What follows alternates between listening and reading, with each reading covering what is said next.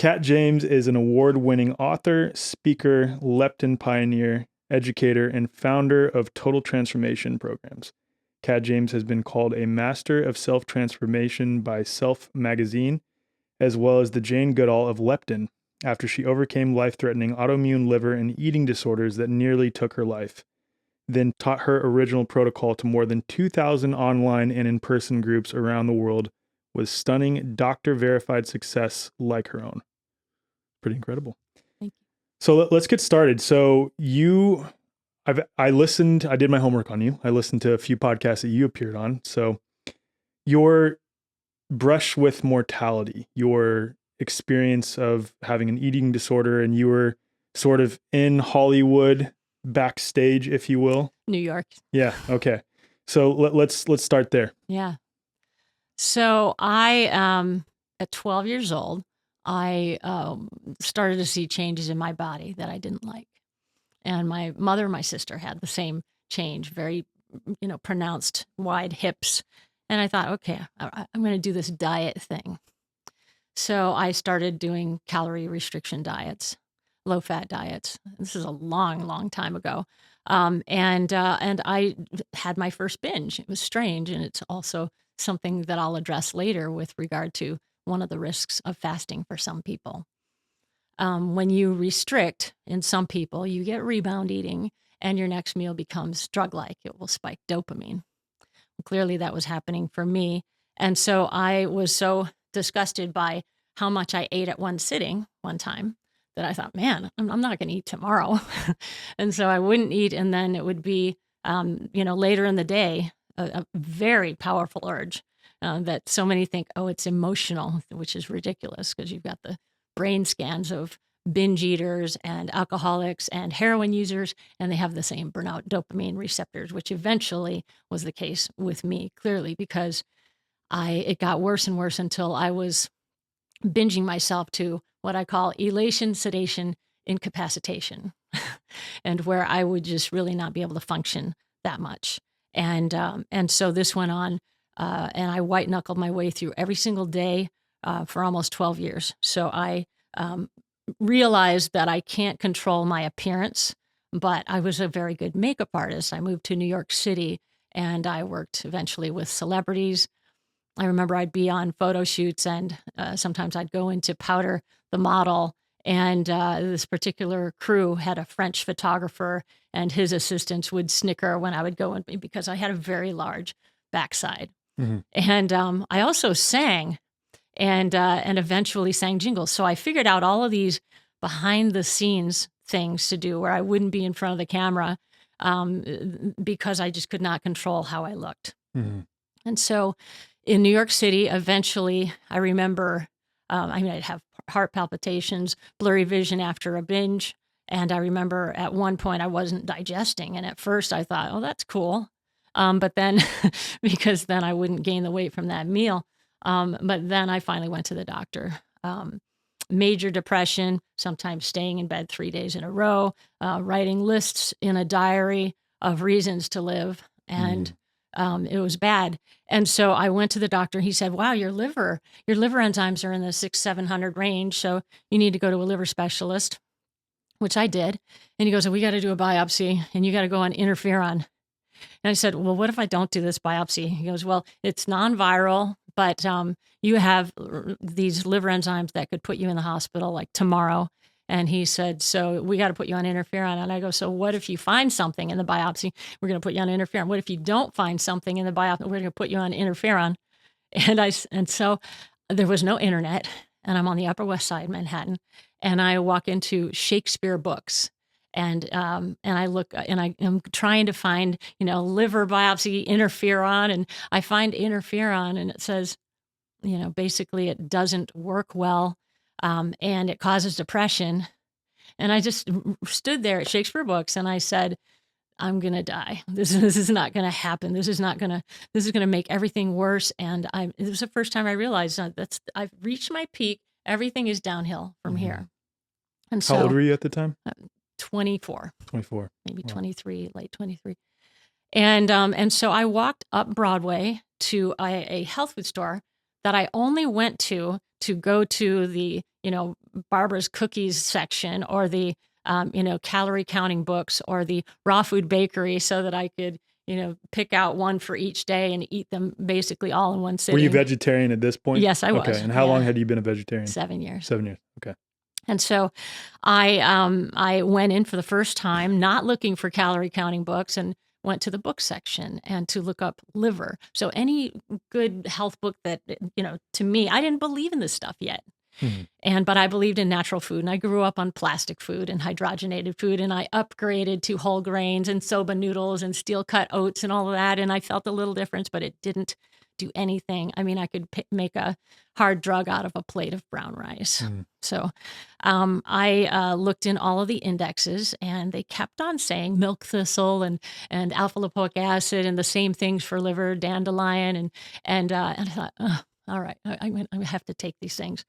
So I took some milk thistle and all of this other stuff. Did you do castor oil packs, or was that? I did not. I hadn't read about that at that point. And I'd imagine back then it was hard to find information. You said pre-internet, so like, that was a dusty book collection they had in that vitamin store. Yeah. And so I said, all right, I'm going to do this, and I bought those things and I started taking them. So I go back to the liver specialist, and each time I go back, it's kind of like around 200 points down. And the third time I go back, and he literally hit his desk. He goes, "What did you do?" Wow. And I go, "What?" And he goes, "They're like 35, your enzymes." And I couldn't believe it. I'm like, oh, this stuff worked. Oh my gosh. And I started telling, well, I took this herb, and he shooed me out of his office and said, I don't want to hear about this. This is what's so right. I shake my head, but this is common. This is a common experience. Yes. This is literally what happened to my wife. We shared that on a podcast episode that we just recently recorded on her story. It was the same thing. She was under the care of multiple rheumatologists for nearly 10 years, who always just prescribed multiple autoimmune medications that would lead to side effects, would lead to other medications, et cetera, et cetera. And then when we reversed it naturally in a matter of 3.5 months, and her blood work reflected that we reversed it naturally, tapering her off all of her medications, the doctor was like, okay, looks like you don't need me. There's no like, what? At least your guy said, what did you do? Because he wanted to know, but shooing you out of the office, that's crazy. Yeah. I feel like that would be like totally. a breakthrough. Oh my goodness, I'm going to let all of my patients now know about these herbs that you took. Yeah. So I found a liver guy who would just check me year after year to make sure it didn't go bad again. And he, I thought, was a good guy. He would just take my enzymes. He knew I just was checking on things. So one day he goes, maybe like 5 appointments later, and they're still down in the normal range.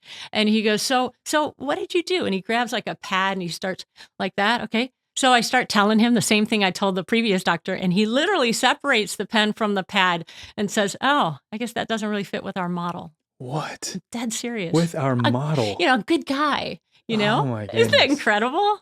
I just wonder what goes through their head. I mean, I have a lot of friends who are MDs or DOs who were previously conventional allopathic doctors that see a different way. I need to ask them, because I can't imagine the lack of intellectual curiosity. And here you are as a part of the medical profession, which you would ostensibly would be about healing, right? And they're not concerned, or they don't show any intellectual curiosity with someone who's presenting to them who reversed all of the issues that they had on their own by defying the advice that you gave them. It's the power of that indoctrination. It's crazy. It's so crazy. I just can't imagine that. So you were vegetarian for 7 years. I want to talk about that for a little bit. Then I know we'll get into leptin, which will be a big focus for this episode. But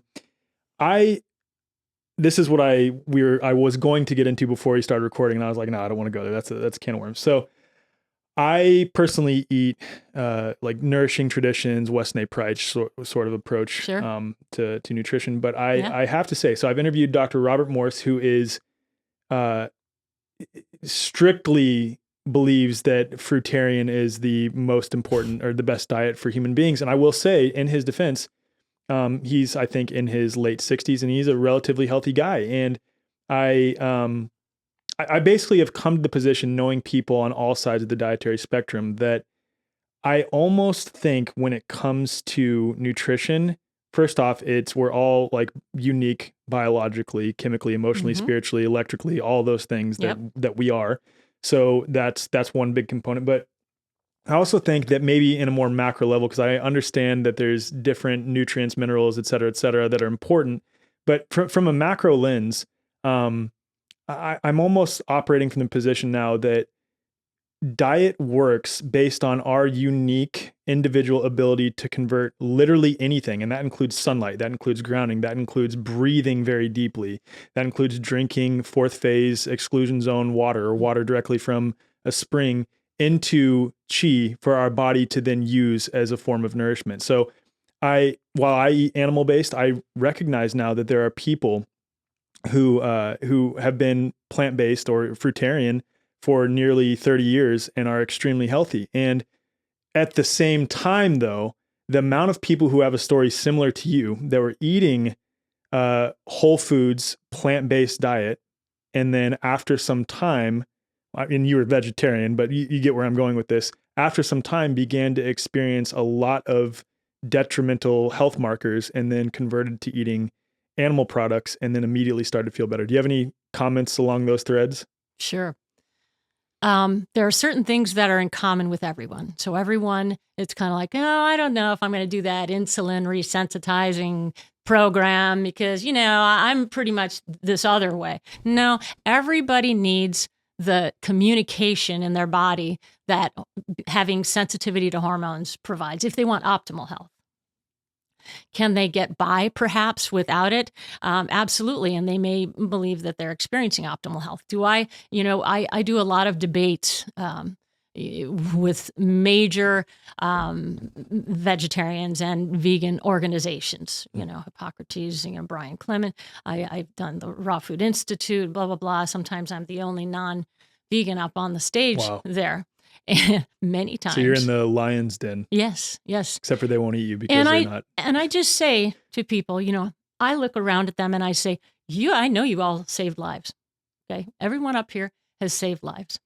And I look at the audience and I'll say, if you have already done this and you still have energy issues, you have concentration issues, sleep issues, autoimmune issues, and but you feel way better than when you were eating processed foods. That's great. I said there's another layer here to regain sensitivity to circulating hormones, and so I get into that. But everyone also is different. I would guess that someone who has thrived as a fruitarian is what I call a Tarzan type. Harvey, Marilyn Diamond, Fit for Life, Tarzan type. I highly, maybe they were in poor health if they ever ate processed foods. But if you are, and a lot of, dietary experts, they advise what worked for them. And in my case, I was probably a much worse metabolic example, coming into this because I wasn't always vegetarian, even when my health started to go south and when my eating disorder started. That started at age 12, right? Yeah. Eating disorder started at age 12. And, but I grew up just on pro-inflammatory, horrible processed stuff. So I wanted to say that what happened was I hit that, I hit bottom and had the near liver failure. And then after I got myself out of that, I still had the food problem.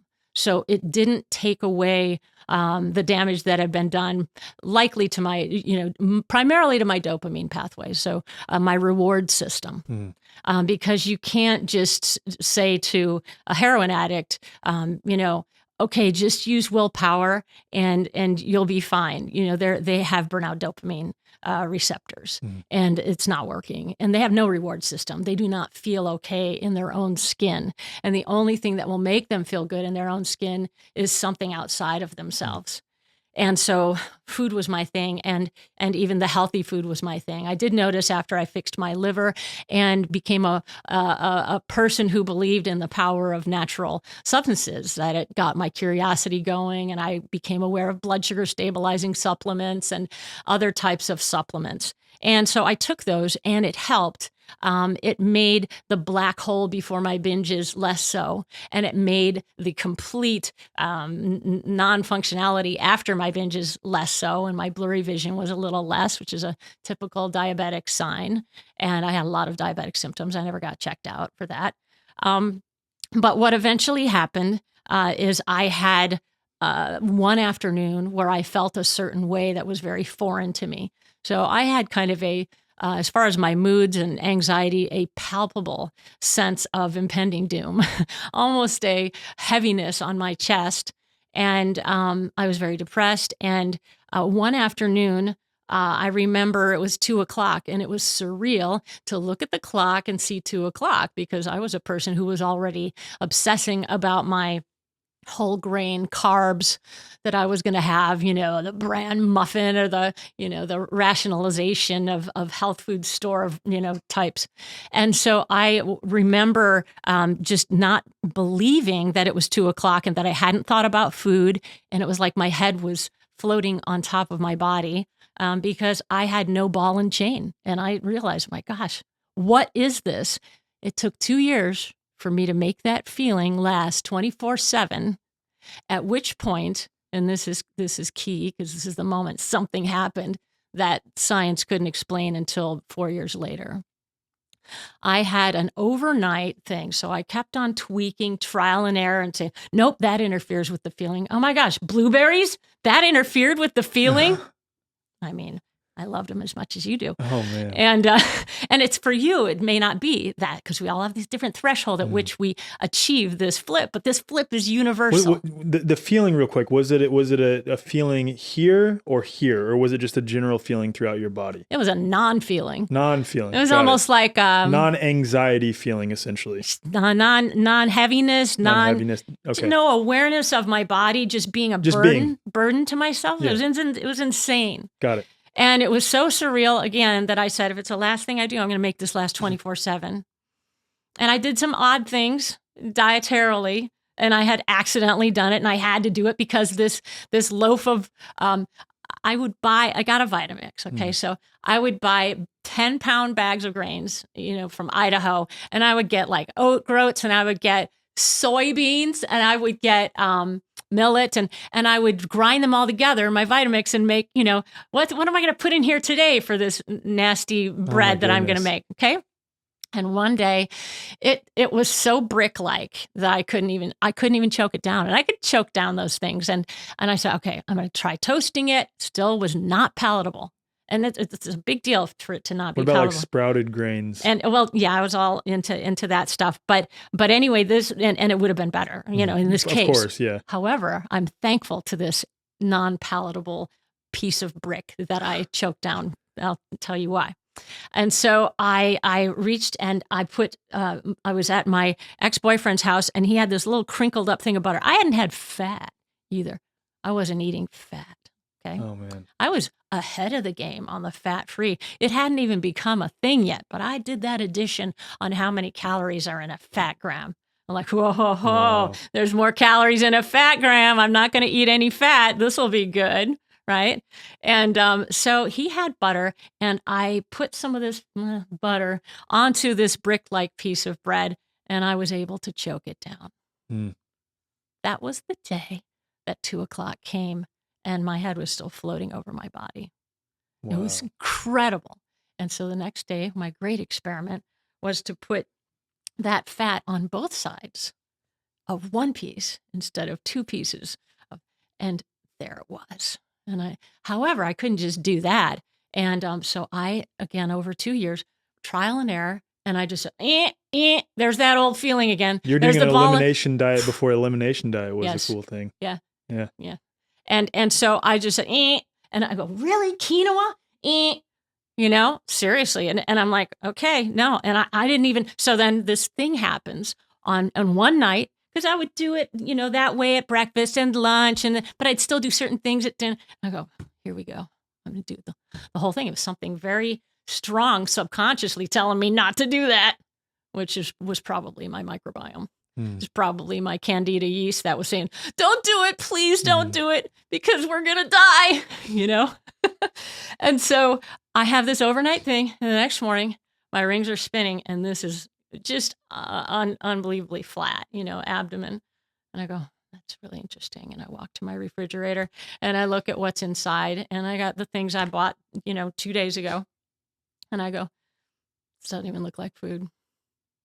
And in 2 days, And this wasn't the big turning point. It was a turning point that already happened that made me have an out-of-body experience and order some meat. I didn't know. I didn't plan it. I didn't say, we're going to go to this restaurant. I'm going to order meat. It just happened. Were you vegetarian at this point for, I guess, philosophical, moral reasons, or was it for nutritional reasons? Mostly health reasons, but I think, I was beginning to have that, a moral thing that, and I had certainly convinced myself that it was disgusting. Yeah. Okay. And so I did this, and and I thought, how am I going to feel? How am I going to? And for like a week and a half, I'm like, and the moment that I had, this thing, and I just, my eyes rolled back in my head, and I was like, oh my gosh, what was that?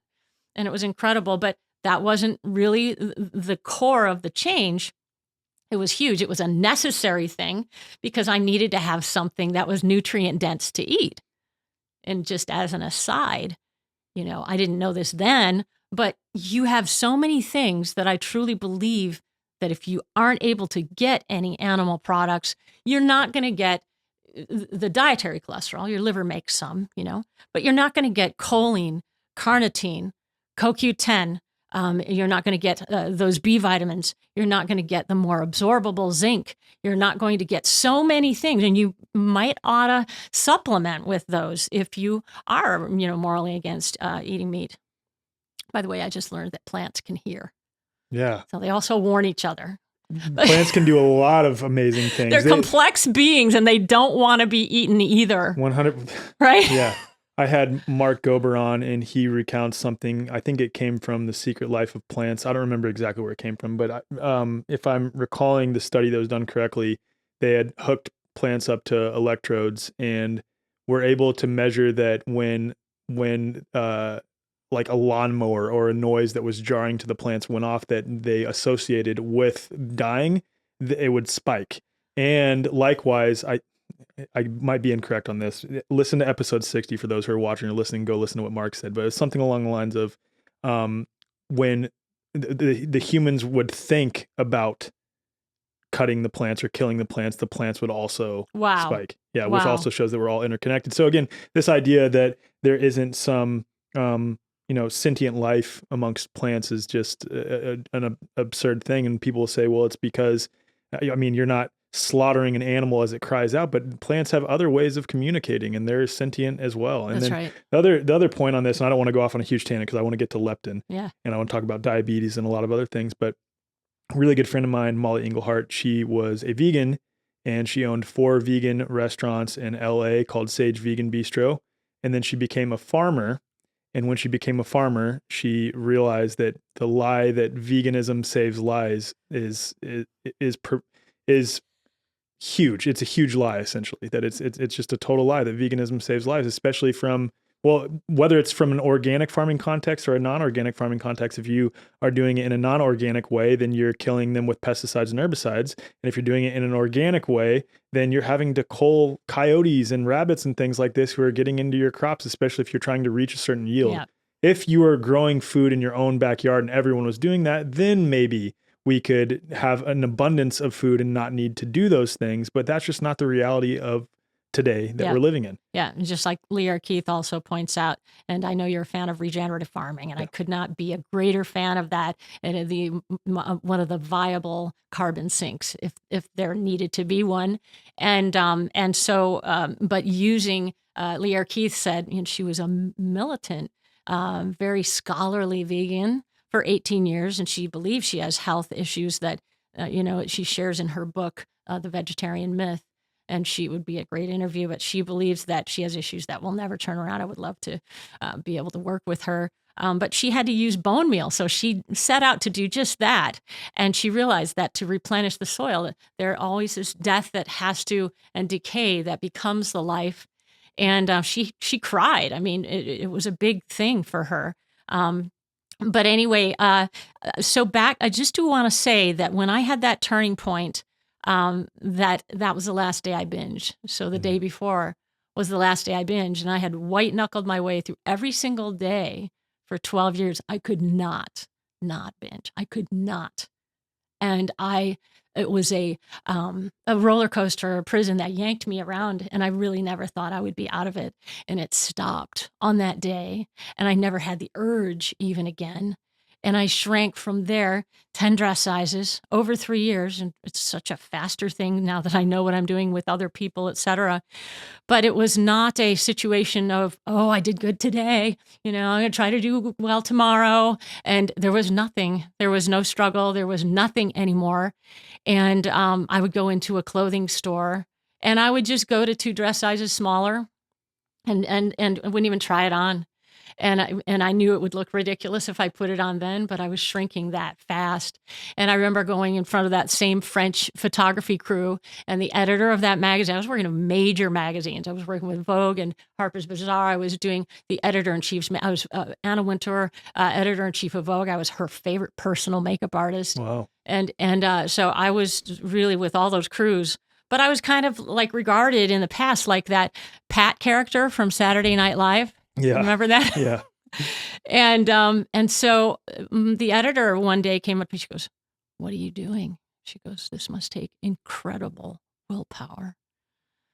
And I didn't know what to tell her because it wasn't what I started doing or was trying to do. It was something that had come together in my body that made it effortless. And no, the woman that I was would not have believed that this was possible. And of all of the eating disorders and people with eating disorders that I've worked with, only 2 of them were worse than the one that I had. And none of them can believe. I always say, what would have made you believe how you feel right now? She goes, nothing. Nothing you could have said would have told me how free that I am now. Wow.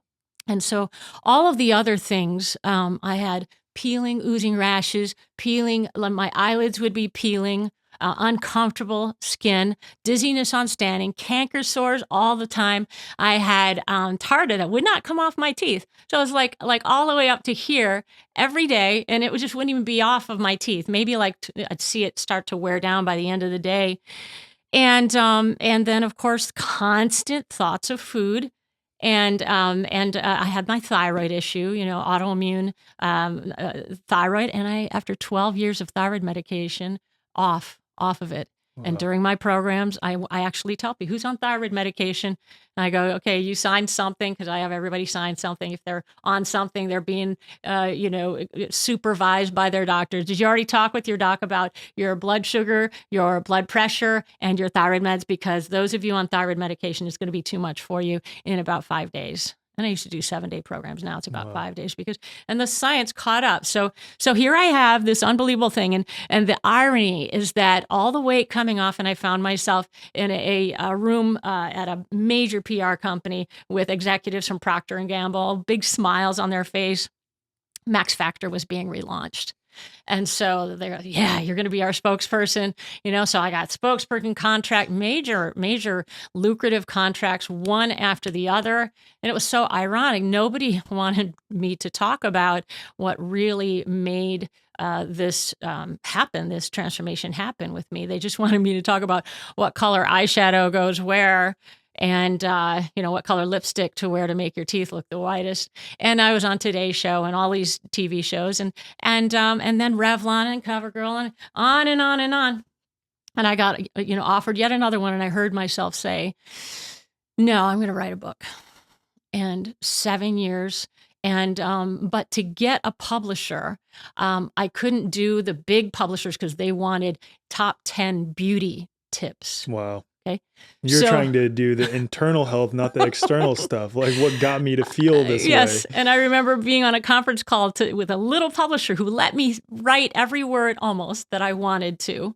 And we were deciding what to call the book, and I go, yeah, I know they're going to want a beauty thing when this is like a health revolution that nobody, and it was like I had E.T. in my closet, or Santa Claus was my best friend, because every single day getting up was unbelievable to me. And I thought, how do I share this? This is the beginning of the fat-free era, and I'm starting to hear mainstream. And you're starting to eat fat. Yeah. And I'm starting, and everyone is, being told to do rice cakes. Even healthy people start to. And I had a sinking, horrible gut feeling because they were leading the entire public into this new era. even healthy people. They're going to mess them up. I knew, I knew that really was the reason that I got as sick as far as my eating disorder, because it makes you crazy and it ruins your brain.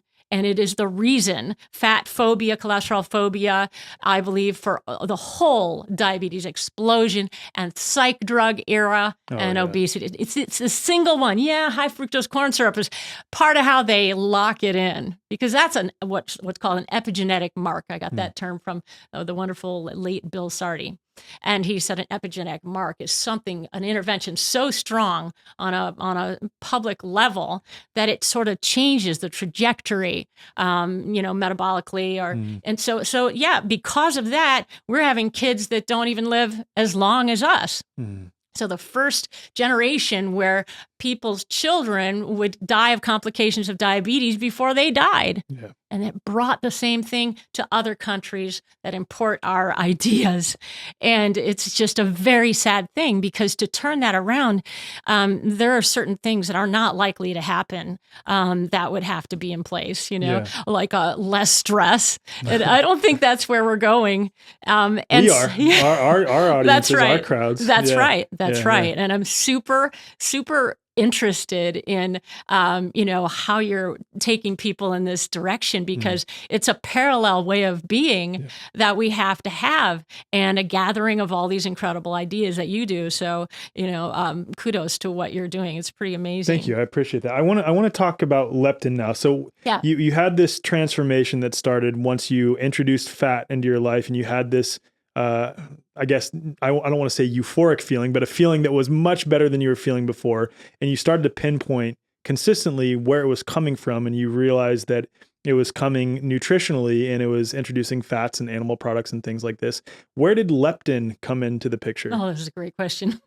So there are a lot of coincidences, but obviously I think they were divine interventions that put me face to face with the people who knew something about what I was doing. And eventually I started doing it with other people and getting them to come on beauty cruises and bring their husbands. And I'm like, oh my God, this works with everybody. Wow, that was my confirmation. But I came face to face. I was dating a human genetics researcher who really, as I became, the opposite of enamored with big pharma and expressed it in various ways, he found great disapproval with that direction that I was taking. And one day he said, well, you think you know about weight loss, and I never think of it as weight loss. I think of it as health gain and everything working again. But he said, but there's a scientist and he really knows about it, because we're going to go to his party on Central Park West, and he just injected this substance into rodents that were bred to be obese, and they got slim. Sounds like Ozempic. Right? Maybe the precursor to Ozempic. No, this was more. Freaks me out that people are using that. Absolutely, by the way. Absolutely. I mean, it's unbelievable. Yeah. So anyway, I think to myself, whatever, I said, this is not like weight loss. This is like everything falls into place. Everything was fixed. My skin, not even the same person's skin, anything. And so I wound up meeting Dr. Jeffrey Friedman. And yes, he accomplished something amazing. He isolated and identified what would later be called leptin, which is Greek for thin. And it's a great understatement for what later was found out, which I already knew were the capabilities of this hormone, but it's not more. You don't take injections. It's not a pill. You can't get it in a supplement. It's already in you. And that's why we didn't hear much about it, because they thought they were going to have a blockbuster drug. But what happens when they injected it, other than maybe the 5% who are born with not enough leptin? But what happens when we take a lot of insulin? You become insulin resistant. What happens, obviously, if you're spiking insulin all the time? We become insulin resistant. But you lose sensitivity to leptin long before you lose sensitivity to insulin. This is something that in the way that I found out what I was doing, because you would have thought maybe there'd be a connection, since I was face to face with this man, congratulating him and thinking to myself, yeah, but you have no idea. And then 10 years later, I was on a book signing. And my book, they wouldn't let me in my book, Get People Leptin Sensitive. So I settled with them on, and it's probably just for the best, because people, they read things piecemeal. Their their concentration and focus and doing all the steps and not skipping to page 275 and all of that. It's true, and they would hurt themselves. You can hurt them. You can hurt yourself. It's not just about more fat. There's a lot to it, which is all of the things that I couldn't believe and could only have learned through 25 years of living along with people 5 to 10 days at a time, 6 to 8 times a year since 1998. Wow. And so you can't. So what's amazing is I was on a book signing in 2004, maybe 7 years since I'd started doing this and observing, oh my gosh, it works. And that whole juicing spikes everyone's blood sugar, that's out. And the spaghetti squash I thought was okay, that's out. And so many other things were out. And all I did was cut out anything because I wanted people to be happy. I wanted them to get the result that I had. And so I had nothing else leading me. I wasn't reading. There was nothing to read out there that I thought, and I didn't even try.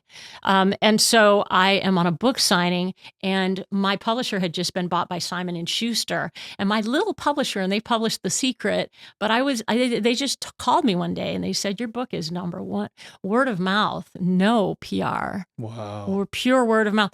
They said, except for The Secret. And when it was #1 until The Secret came in, and Little Beyond Words published them. And I so appreciate that they let me say what I wanted to say.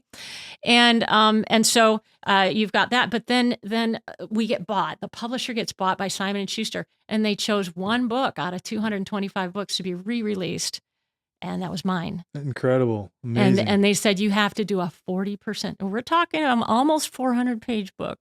I know, 304, and 40 pages of medical references, because I heard the naysaying voice, perhaps, of my human genetics researcher, 9-year ex-boyfriend, always, but what would he say, and how can I disprove that? You know what's so crazy about that is, like, as you well know, the peer review process is literally a good old boys club for the pharmaceutical industry, but it's crazy because the masses, even many people who are naturally leaning, still outsource to, quote, experts and appeal to authority. And because of that, when you're writing your book, it's like, all right, I really, like, this is my experience and I'm seeing it happen in other people, but whatever, I have to find peer-reviewed studies to back up my claims just to be able to appeal to a mass audience. Yes. And in the world of nutrition studies, there's a lot of population studies. They're very misleading.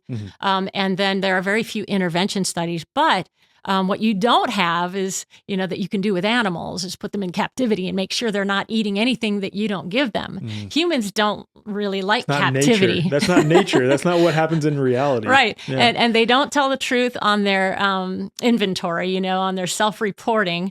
But I think that I started I started with cruises, but then people couldn't learn to make things themselves. They would just be served things. But before we get there, hold that thought on the cruises. So how did you discover leptin, though? Okay. Thank you. Yeah. And so I'm on this book signing. All right. And I just found out that I was going to have to do a re-release. Okay. Well, I was excited. And so I hear that after my book signing is going to be this hotshot diet doctor. Okay. And I don't know who it's going to be whatsoever. And I just, when I think of hotshot diet doctor, I'm like, whatever, And so I am telling these people, a line of people waiting to get my book, there's no more portion control. It's astounding. I don't care how in love with food you are. It will stop you in the middle of a plate of mouth-watering food and you won't be able to have another bite. You will not have insomnia. Your allergies will stop. You won't even have food allergies. All your autoimmune. And you'll wake up with a clear head. There's no more brain fog you just will go to the normal weight without effort. And I'm saying all this stuff. And I see this doctor walk up and he's listening to me. And I looked at him and I said, because I wanted to shock him a little bit. So I said, and it doesn't work unless you eat a lot of fat. And I looked right at him and I watched him go like this. He put his hands on his waist, turned his head, and his jaw went open. And so I finish up with the people and I walk right toward him and I say right to him, I go, okay, So what did I get wrong?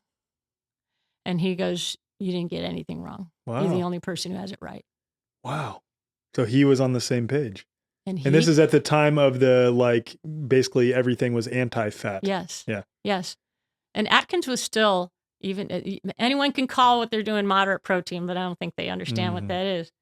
And so I walked up and he goes, yeah, you're the only person. I go, how come this? How come there's no more? How come bone loss reverses? Because you're no longer a sugar burner. You're no longer using the sugar from the protein in your bones at night while you're sleeping.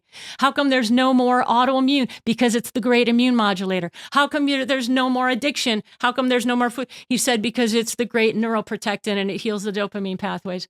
I go, how, and on and on. And we were just like, no. And he wound up coming to my program and endorsing and saying, you're the only person in the world doing this. Wow. And he said, you're doing observational research. And that's what's missing, because in the dietary world, and Dr. Jason Fung was on my show, and during a break, he also said, how long have you been doing this? Because they've studied this in a lab. And he said, because we can't make happen outside of a lab what you've been doing since then. Wow. And because they know it works, they know the mechanism. Byron Richards wrote a wonderful book from a mechanism standpoint, Mastering Leptin. You can look online, and all of your favorite, doctors are saying what leptin is. Oh, it's a hormone, and it's made by the white fat cells. And the more fat you have, the more hormone there is. Leptin good. Well, leptin is good, and insulin is good, but not too much. Because it will turn off the receptors. And in this case, most of the receptors are in the hypothalamus, although there are some in the gut, and they haven't found all the receptors yet. There's more to be learned about leptin. So what do we do to go about synthesizing or getting our body to produce more leptin? We have no problem producing more leptin. Got it. The problem is we produce too much. Too much. Okay, got it. And even the research on leptin. So if you look up leptin, so you want your body to produce less correct. Leptin or take in less leptin. So how do we go about doing that? Here's the thing. It's not about taking it in. So it's going to be produced by your white fat cells. Got it. The bigger a person you are, the more you have. However, you can be a healthier big person than a slim person whose leptin isn't working. So as soon as people have that flip where the hypothalamus turns on, and you get there by not spiking blood sugar, insulin, leptin, by not spiking those things, it can happen fast. But what it takes is not explained anywhere on the internet. It's not known, and it surprised me. And so I just wanted that same effect. And it's all the same core symptoms that people will experience when that flip happens. The core symptoms are a significant appetite drop-off, unless you are underweight, because leptin regulates your appetite to suit whether you need to gain or lose weight, and with its goal being optimal reproduction where applicable and agility, survivability, basically. And so when you give, and Dr. Ron Rosedale was this, and he turned out, this hotshot doctor, to be the #1 insulin and leptin guy at the time. A key mentor, Dr. Mercola, cites all the time. And they had together the #1 cholesterol article on the internet for 10 years. Because of Mercola's exposure, and it, of course, it flipped on its head, all of the things we were told about that. And so we've got the foremost clinical expert on leptin finally saying this is what you're doing. And I lost my little train of thought. So we were talking about what leptin is, and that it circulates. Yeah. So what do we do to balance out the leptin in our body to use it more effectively, essentially? So how do we regain insulin sensitivity? You simply change in the dietary, and this is why the blockbuster drug that I think Dr. Jeffrey Friedman hoped for never materialized, because it can only be dietarily manipulated. Yeah. So it has to be endogenous rather than exogenous. And that's right. And it's sensitivity to the hormone, not how much you have. Okay. Wow. So it's sensitivity to it. So we're talking about leptin sensitivity, just as we would be talking about, Yeah. Got it. And Makes leptin sense. resistance, just like we would talk about insulin resistance. Got it. Makes Okay. sense. Now we lose sensitivity to leptin before we lose sensitivity to insulin. So you So can it's almost be, like a precursor to diabetes then. yes, Got it. yeah. And because a lot of people will say, well, I don't have blood sugar issues, you know, my A1C, you know, hemoglobin A1C is normal, and that's great. I used to think that my program was for people like I was, you know, just weight struggling, metabolically struggling, all of that. But I will tell you, every athlete that I've worked with has had unbelievable things that they could not achieve with training whatsoever. So, and that is because it also causes a freeing up of testosterone. So it's free testosterone. You can't just throw protein at muscle and expect it to stick. It's a freeing up of testosterone that decides. And so there are some images, and I believe you've probably already seen my before picture, maybe even my book picture. But I am going to go through some examples and people who've had incredible changes. And there are, you know, men that aren't able to produce muscle. In fact, maybe we'll pull up this picture of Emil. And Emil, that's 1 year difference that you see in the before and the after. And it is pure muscle and bone that he brought on. So what did he do? What did you have him do? So he resensitized to leptin. So, and everybody has a different threshold at which the reduction in anything that turns to sugar, and it's surprising. So, I mean, a lot of keto diets are all, you know, a bunch of nuts and as much protein as you want, but excess protein turns to sugar. And so, and there are so many supplement ingredients that I couldn't believe were interfering. So this is closer to, and there's a lot of controversy here, this is closer to no carb. And I've lived this way for 33 years. And it's closer to that than anything you'll ever run into. I actually think the reason that as people approach carnivory, that they do so well is that they're in and out of leptin sensitivity at that point, with the only thing in their way, the excess protein that they're taking in. And that, you know, every biohacker's goal, you know, autophagy, the eating of dead proteins, and mTOR suppression, unless you are going to risk getting cancer just to be big, you know, after you're fully grown, which is not a good idea, but it suppresses mTOR to regain leptin sensitivity because you have that built-in appetite drop-off that is shocking, particularly to men and anyone who had food issues and no more sugar addiction whatsoever.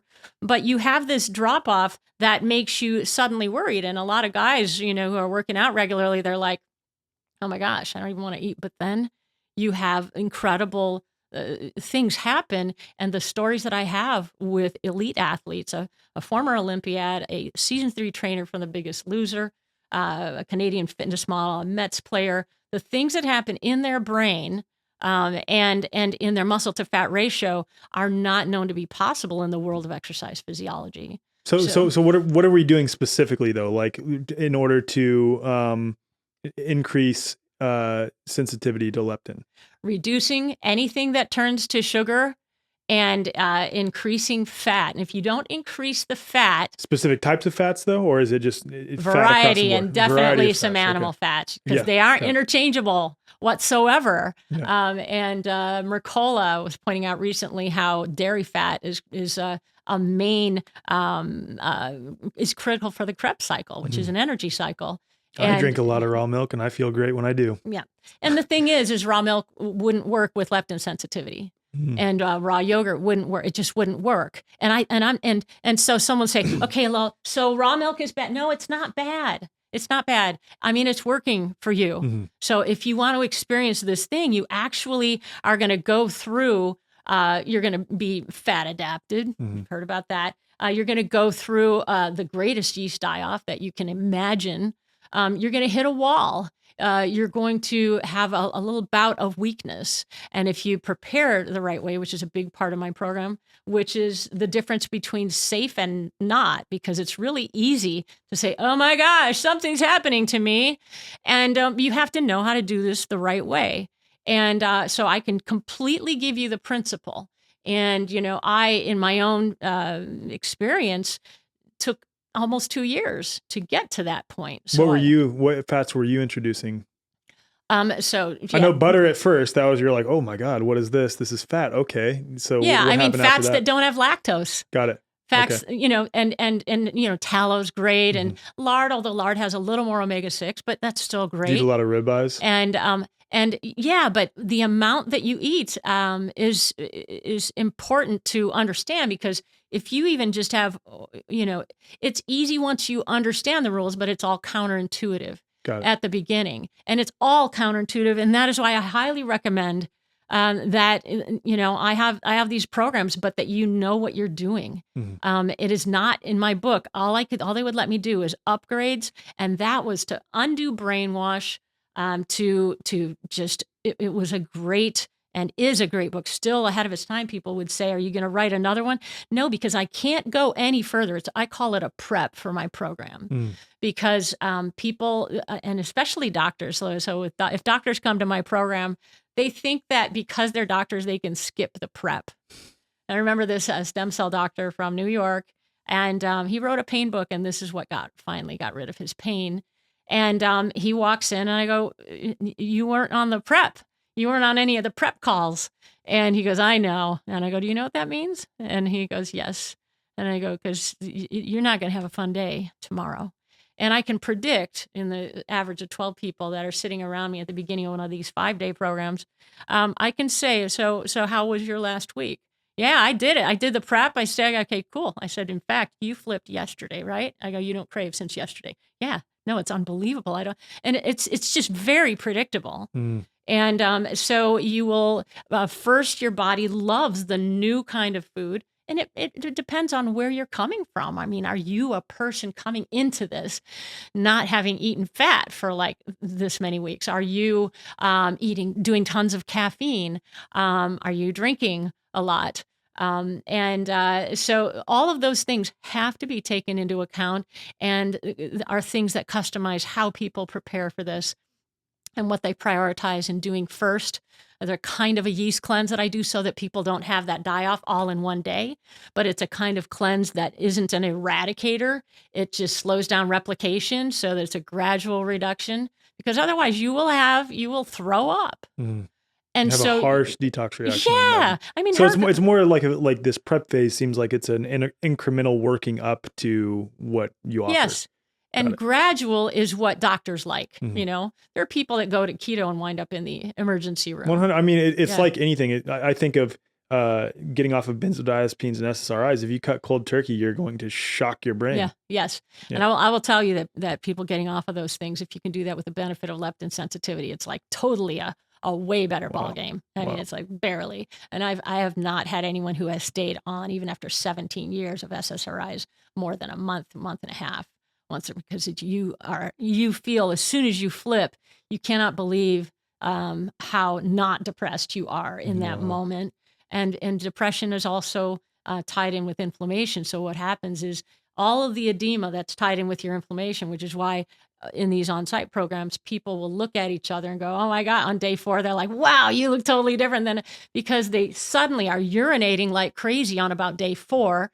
And there's no marks in their socks, and people who've had swollen ankles for 7 years are having tears, and because the inflammation that held on to the edema is gone. And that's why I have people bring their blood pressure cuff and their glucometers, because right there, as soon as I go, "Did you urinate a bunch?" And yeah, I got up 6 times last night, and I had one guy come down and rip his shirt open and say, "Look at this. This hasn't happened, since college," because all and you're literally urinating edema. And this is not with any supplements or anything like that. It's literally just dietary changes. Not dependent on any supplement. Wow. Do I tell people at all? This is the lion's share, but supplements are important to me. And especially with our food and being depleted of minerals and nutrients, and Yeah. our God knows what that they're spraying in the sky and everything else. Yep. Like I always say that in an ideal world, or in the past, we probably didn't need to supplement. And I think there are some cases where people, Right. if they're getting enough nutrient dense food, they don't need to supplement, or if they're breathing proper. There's a lot of factors at play, but in general, across the board, I think it is sometimes necessary to supplement. But I would say there's a big caveat there. It has to be food-based supplements, in my opinion.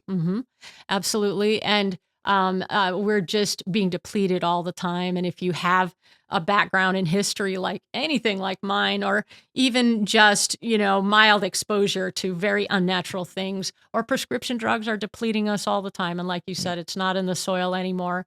And but there are things that are so important going in that I tell people that they need to have around as tools. You're not going to be making as much lipase, for example, right at the beginning. And most people are okay, but some people aren't making it right at the beginning. And Right at the beginning of switching to becoming more a fat burner instead of a sugar burner. So the body uses sugar primarily. It's supposed to be using sugar as its primary fuel in a famine.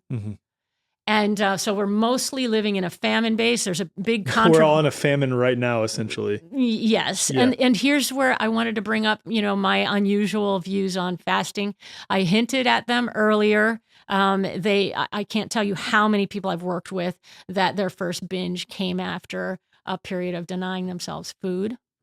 So there are people that you don't want to fast if you're wanting to conceive. You don't want to fast with thyroid problems. You don't want to fast if you're not a fully grown adult. What I call Tarzan types do fine with fasting. Do you want to experience every single benefit of fasting? Without fasting, then you do this. And the food is amazing. Yeah, and because most people fast for autophagy, right? Like that's the whole point in getting into ketosis. And mTOR people suppression. fast for other reasons. Like when I did my 15-day water fast, it was more for emotional, psycho-spiritual reasons, and that was really incredible. But I totally acknowledge that there's other ways to achieve autophagy and achieve ketosis and get your body to burn fat adequately. Yeah. So, and it's hormonal response to food. I just can't say it enough. Calories don't count. Okay. So if you're metabolically intact, they don't count. And I never ever would have said that because they were the world to me. The calorie counting, after a binge, I'd say, okay, if I eat like 200 calories or no calories for the next 500 days, I'll make up for it and I'll still be a pound down or whatever. Just trying to be in a caloric deficit all the time. It's so weird, right? Because when people who are into fitness just look at food as calories in or calories out, that's the only way they look at it. They're missing so much context. Yes. Oh my goodness. They're missing so much context. And it's the hormonal response to food that decides what it turns into. Yeah. Whether it's going to get stored as fat or burned. And becoming leptin sensitive also turns white fat brown. They only learned, Jeffrey Friedman did the science on that, 5-6 years ago.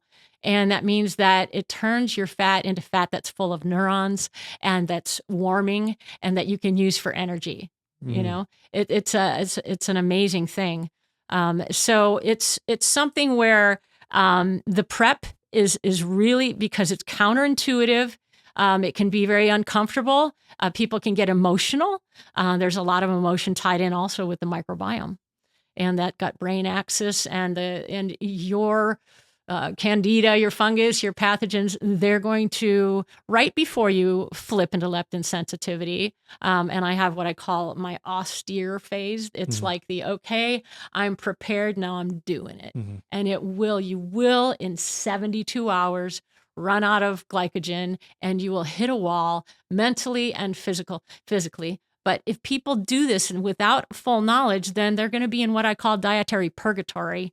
And they're going to hate this stuff. Well, I think this is where a lot of people who were struggling on, let's say, a vegan or vegetarian diet even, and they start switching to eating animal products at first, some people will report back, well, no, I felt worse when I did, so I went back to eating vegan vegetarian diet. Like if someone takes a little sauerkraut or something, they're like, ooh, it didn't make, because it was replenishing your gut microbiome. That's right. Yeah. Exactly. And but there are a lot of examples of stories. Like I said, I used to think it was people with weight issues, food issues that should do this. But leptin sensitivity is not really an elective when you're talking about optimal human health. And it's unnatural a little bit. It's compensatory. Would they have needed to do this in 1950? Okay, no. because they hadn't been messed with and ruined metabolically and could go down to the corner malt shop and then look like a string bean in their class photos, And so something happened to us as a whole. And so this is compensatory. And the people who will be motivated, most motivated to this, are not going to be very healthy, Tarzan types, and that's okay. It's as we get older, our metabolic thresholds go lower. In other words, things that didn't spike your blood sugar. There are some raw food gurus out there that put together every morning their blueberry, maca, even maca root interferes with leptin sensitivity in most people. I can tell you just from observation, and other root vegetables if you have, and root supplements, ashwagandha. Unfortunately, I love ashwagandha. So there are certain things that for leptin sensitive people that will take them out of that unbelievable zone. But as we get older, those thresholds, or if we had bad sleep the night before, it can affect our thresholds the next day. Wow. So this class of what I called and put together borderline foods, which are free foods in any keto thing or whatever, they will sometimes cause a problem in a person that they didn't cause a problem in that person 5 days ago because they had been getting good sleep. And all of a sudden some stressful thing happened. So it affects, and we know from research that they can create a diabetic with about 3 days of sleep deprivation. Wow. So how deeply you sleep, and this brings back deep wave sleep because it brings your autonomic nervous system right side up back into parasympathetic dominance. There is no anxiety. There is, and I don't care. I've had people say, "You're not going to make me sleep. I don't sleep." And then sure enough, someone who hasn't slept more than 2 hours, at a time their entire adult life. And I'm like, yeah, I'm going to make you sleep. Text me when you wake up in the same position. And they text me. Wow. Because this brings back deep wave sleep, but that changes. So even people who did fantastically on those smoothies with blueberries and maca and cocoa powder, and they find themselves getting a little bit of a gut later on, and they got to adjust. They at least have to adjust down less and less sugar as you get older, or you can go all the way, and it's a quantum leap. So I believe that people doing carnivory are in and out of it. They can't stay in it because of the excess protein, for sure. And it's very hard to know like an amazing way to love everything you're eating and not feel, it's never swimming in fat or it's never gross. And so the culinary aspect is huge. And I've had multiple ice cream recipes over the years, and some were complicated, but their only goal was no hormonal response. Not only no hormonal response, but a high enough fat ratio that you will not inherently want more, that you would have too much protein. So it's everything in what I've created as far as the culinary aspect has a very, very strategic ratio in it to keep people, even an egg salad would have a ratio in it, because a lot of people, if you didn't make it my way, they're going to be just easily putting down way too much protein. If you're enjoying this episode, please consider sharing it with at least one friend or family member who you think could benefit from hearing it. You help us grow and reach more people by sharing it with those around you. Also, be sure to head to the show notes to check out our membership offerings, membership marketplace, and more. We all know that Big Ag is poisoning our food supply, and Big Pharma's so-called medicine is straight up poison. What most people aren't aware of, though, is that most supplements are also filled with artificial sweeteners, dyes, GMOs, glyphosate, and a host of other toxic ingredients, even many of the more natural supplements. My good buddy James Benefico dedicated his life to crafting the world's cleanest, most nutritious organic supplements after a pre-workout energy drink caused heart palpitations so severe that he almost landed up in the ER. Organic Muscle was born, revolutionizing sports nutrition by using exclusively non-GMO ingredients from USDA organic farms. Since then, tens of thousands of people, including myself, have leveled up their fitness and their health with Organic Muscle's award-winning natural pre-workout. There's no jitters, no heart palpitations, no itchy skin, just nourishing organic food and herb-based ingredients for clean, sustained energy, strength, endurance, and recovery. numerous studies have shown that Tongkat Ali is the most effective herb in the world for naturally boosting testosterone levels. And we know that testosterone levels are depleting all over the world because of what's put in the food supply, what we're exposed to. Organic Muscle has the world's first fully organic Tongkat Ali supplement. I only support and promote things that I actually use, and I can say I legitimately use Organic Muscle products. Use code FORWARD15 at checkout for 15% off at organicmuscle.com. So to revisit the people who I know that have been eating raw fruit for a number of years, or just been eating some sort of vegan or vegetarian diet for quite some time, that are sometimes pretty low in fat and are thriving, what would you say about leptin sensitivity as it pertains to someone who's doing that? Yeah. Well, you can live as a sugar burner as well. You know, you're living as a sugar burner. It is somewhat of a famine state, because if you spike blood sugar, and most people, so everybody going into fruitarian, maybe someone is in tremendous health and you're looking at them and you're going, wow, I want to be that healthy, but you're not starting necessarily from the same place. So if you are metabolically challenged, let's say your parents died overweight or had diabetes, or as a child you ate junk, or you were exposed to a lot of blood sugar spikes, you are then metabolically challenged. So you might feel better on that because it's nature's candy, and it's a painkiller. It's also going to keep you what I call the pinball effect, or the keep the beach ball off the sand effect. The pinball always has a gravity and it always wants to go in the hole, but those flippers are always there to keep it going. And so most people, in fact, are living always in a peak or a valley. Not a whole lot of our time is spent on that beautiful sweet spot. And also, we are up and down. That's extraneous time. That's time when you may not be at your best, because insulin is doing too good of a job and it's bringing you low. And that's the experience of hunger for most people. So for all those years that I had the eating disorder, and my entire childhood, I'm sure that my hunger was actually just a blood sugar low. And what will satisfy that and make me feel good as a sugar burner? Sugar. And so you're just kind of living on that. Do you think the glycemic index matters in that case, though? Because, of course, people say that when it comes to fruit, it's not necessarily a sugar issue because they're low glycemic load. In the 50s and in primitive times, I believe that was true. But our exposure in primitive times to all kinds of fruit was not in all the cultures at all. But not all the time, seasonal, et cetera. So I do think it is probably also unnatural. I am not going to say if anything is working for you. And yes, I believe that many people who were doing, processed foods or other things are going to have benefits. So Totally. Stay with it. And yes, you would feel horrible going to my approach initially. Yeah. And because you have a certain kind of bacteria. But when you spike your blood sugar, and it's not something you can continue to do as you get older without more and more penalty. And when you do that, you also spike leptin. And when you spike leptin, you shut off these receptors. You shut off the receptors in the hypothalamus and wherever else they are in the body, including the gut. And this is key. The default message to the brain when you spike your blood sugar is that you're in a famine.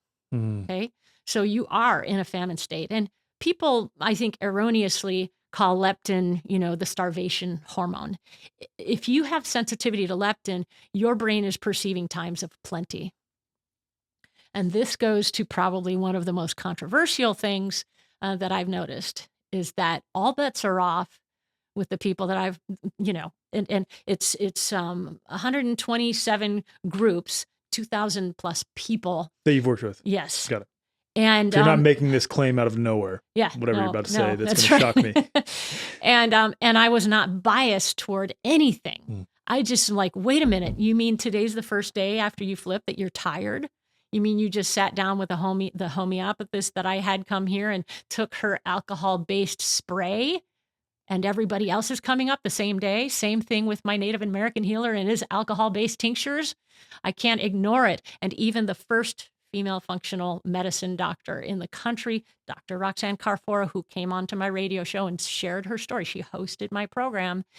She had not gotten rid of her hot flashes, and in 2 days of my program, they were gone. But then she made her latte with the wrong ingredient, and they came back.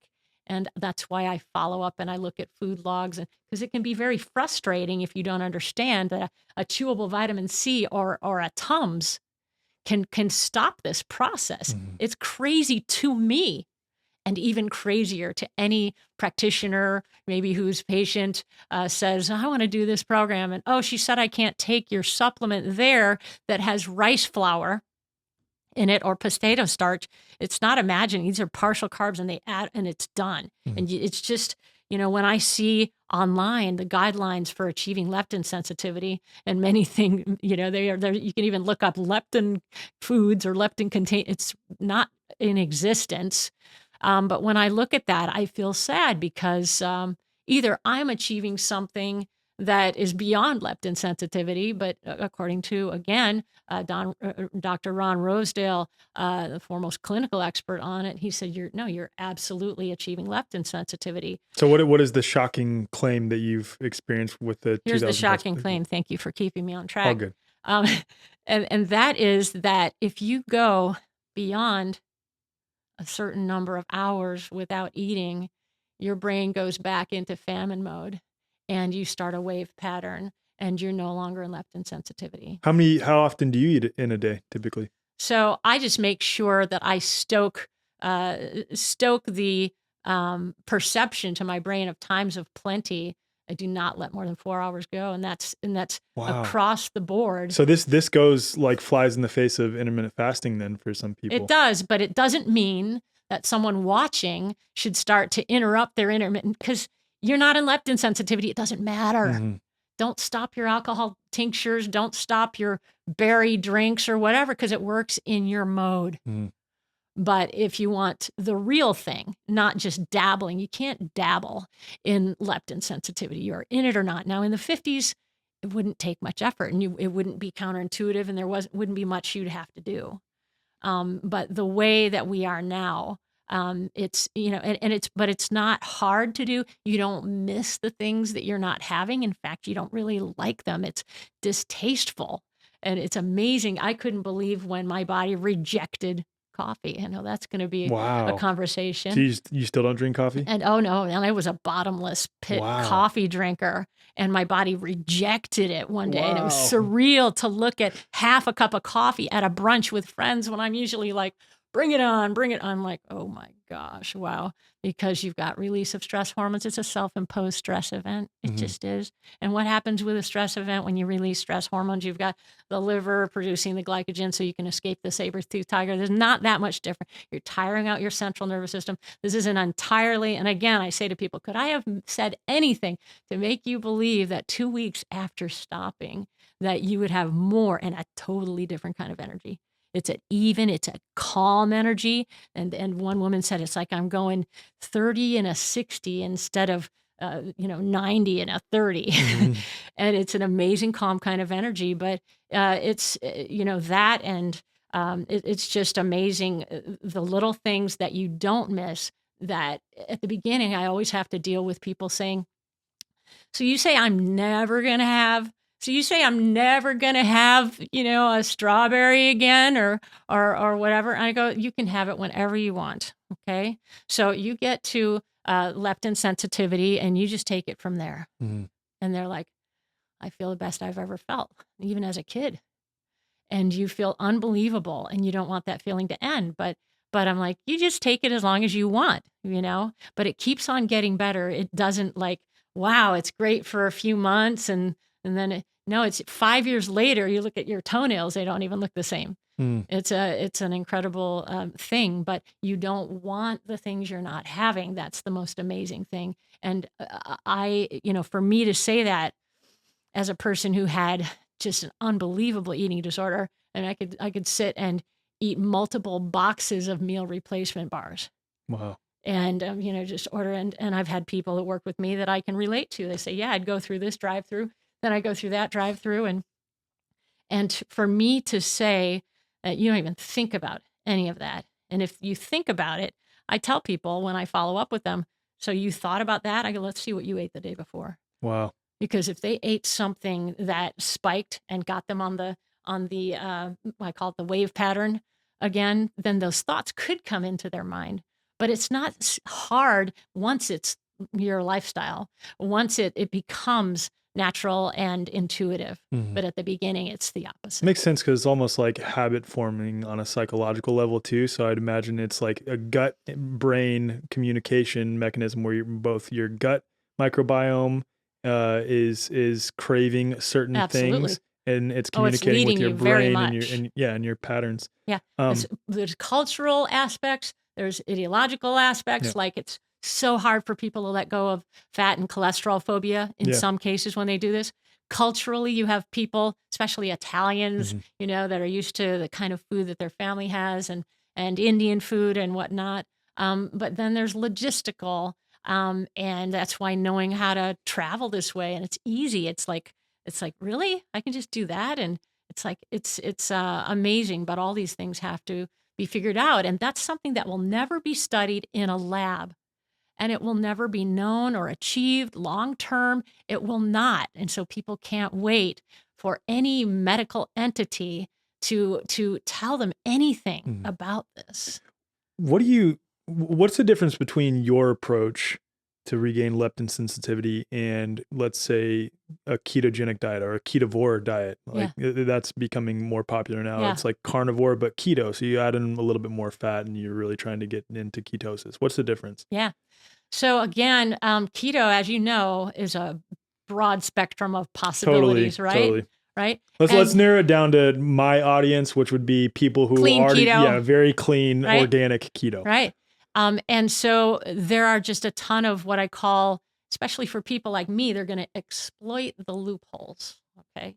So they're going to exploit, let's say nuts are, they're going to whatever they can exploit to achieve that dopamine hit, they will. Mhm. And then those who don't have that, as they will still, they're not generous enough with the fat aspect, because and it's all how generous one is with that aspect just depends on their prior mindset, ideology, and perhaps brainwashing, Mhm. right? And so there are just loopholes abounding. The timing thing, I work with people all the time who've done keto and intermittent fasting and swear by it and say it was the best thing, but they've still got, their prostate problem, and they've still got their, they're on a CPAP machine, and this stops those things immediately. Now, I'm not going to make claims for my program. I blame it all on leptin. And it's all coincidence. So it's Mhm. just observation. I almost bought the webs. I'm not going to say it because someone will get it. I still might get it. Never Yeah, mind. tell me off Yeah, air. I Tell me will. off air, I yeah. will.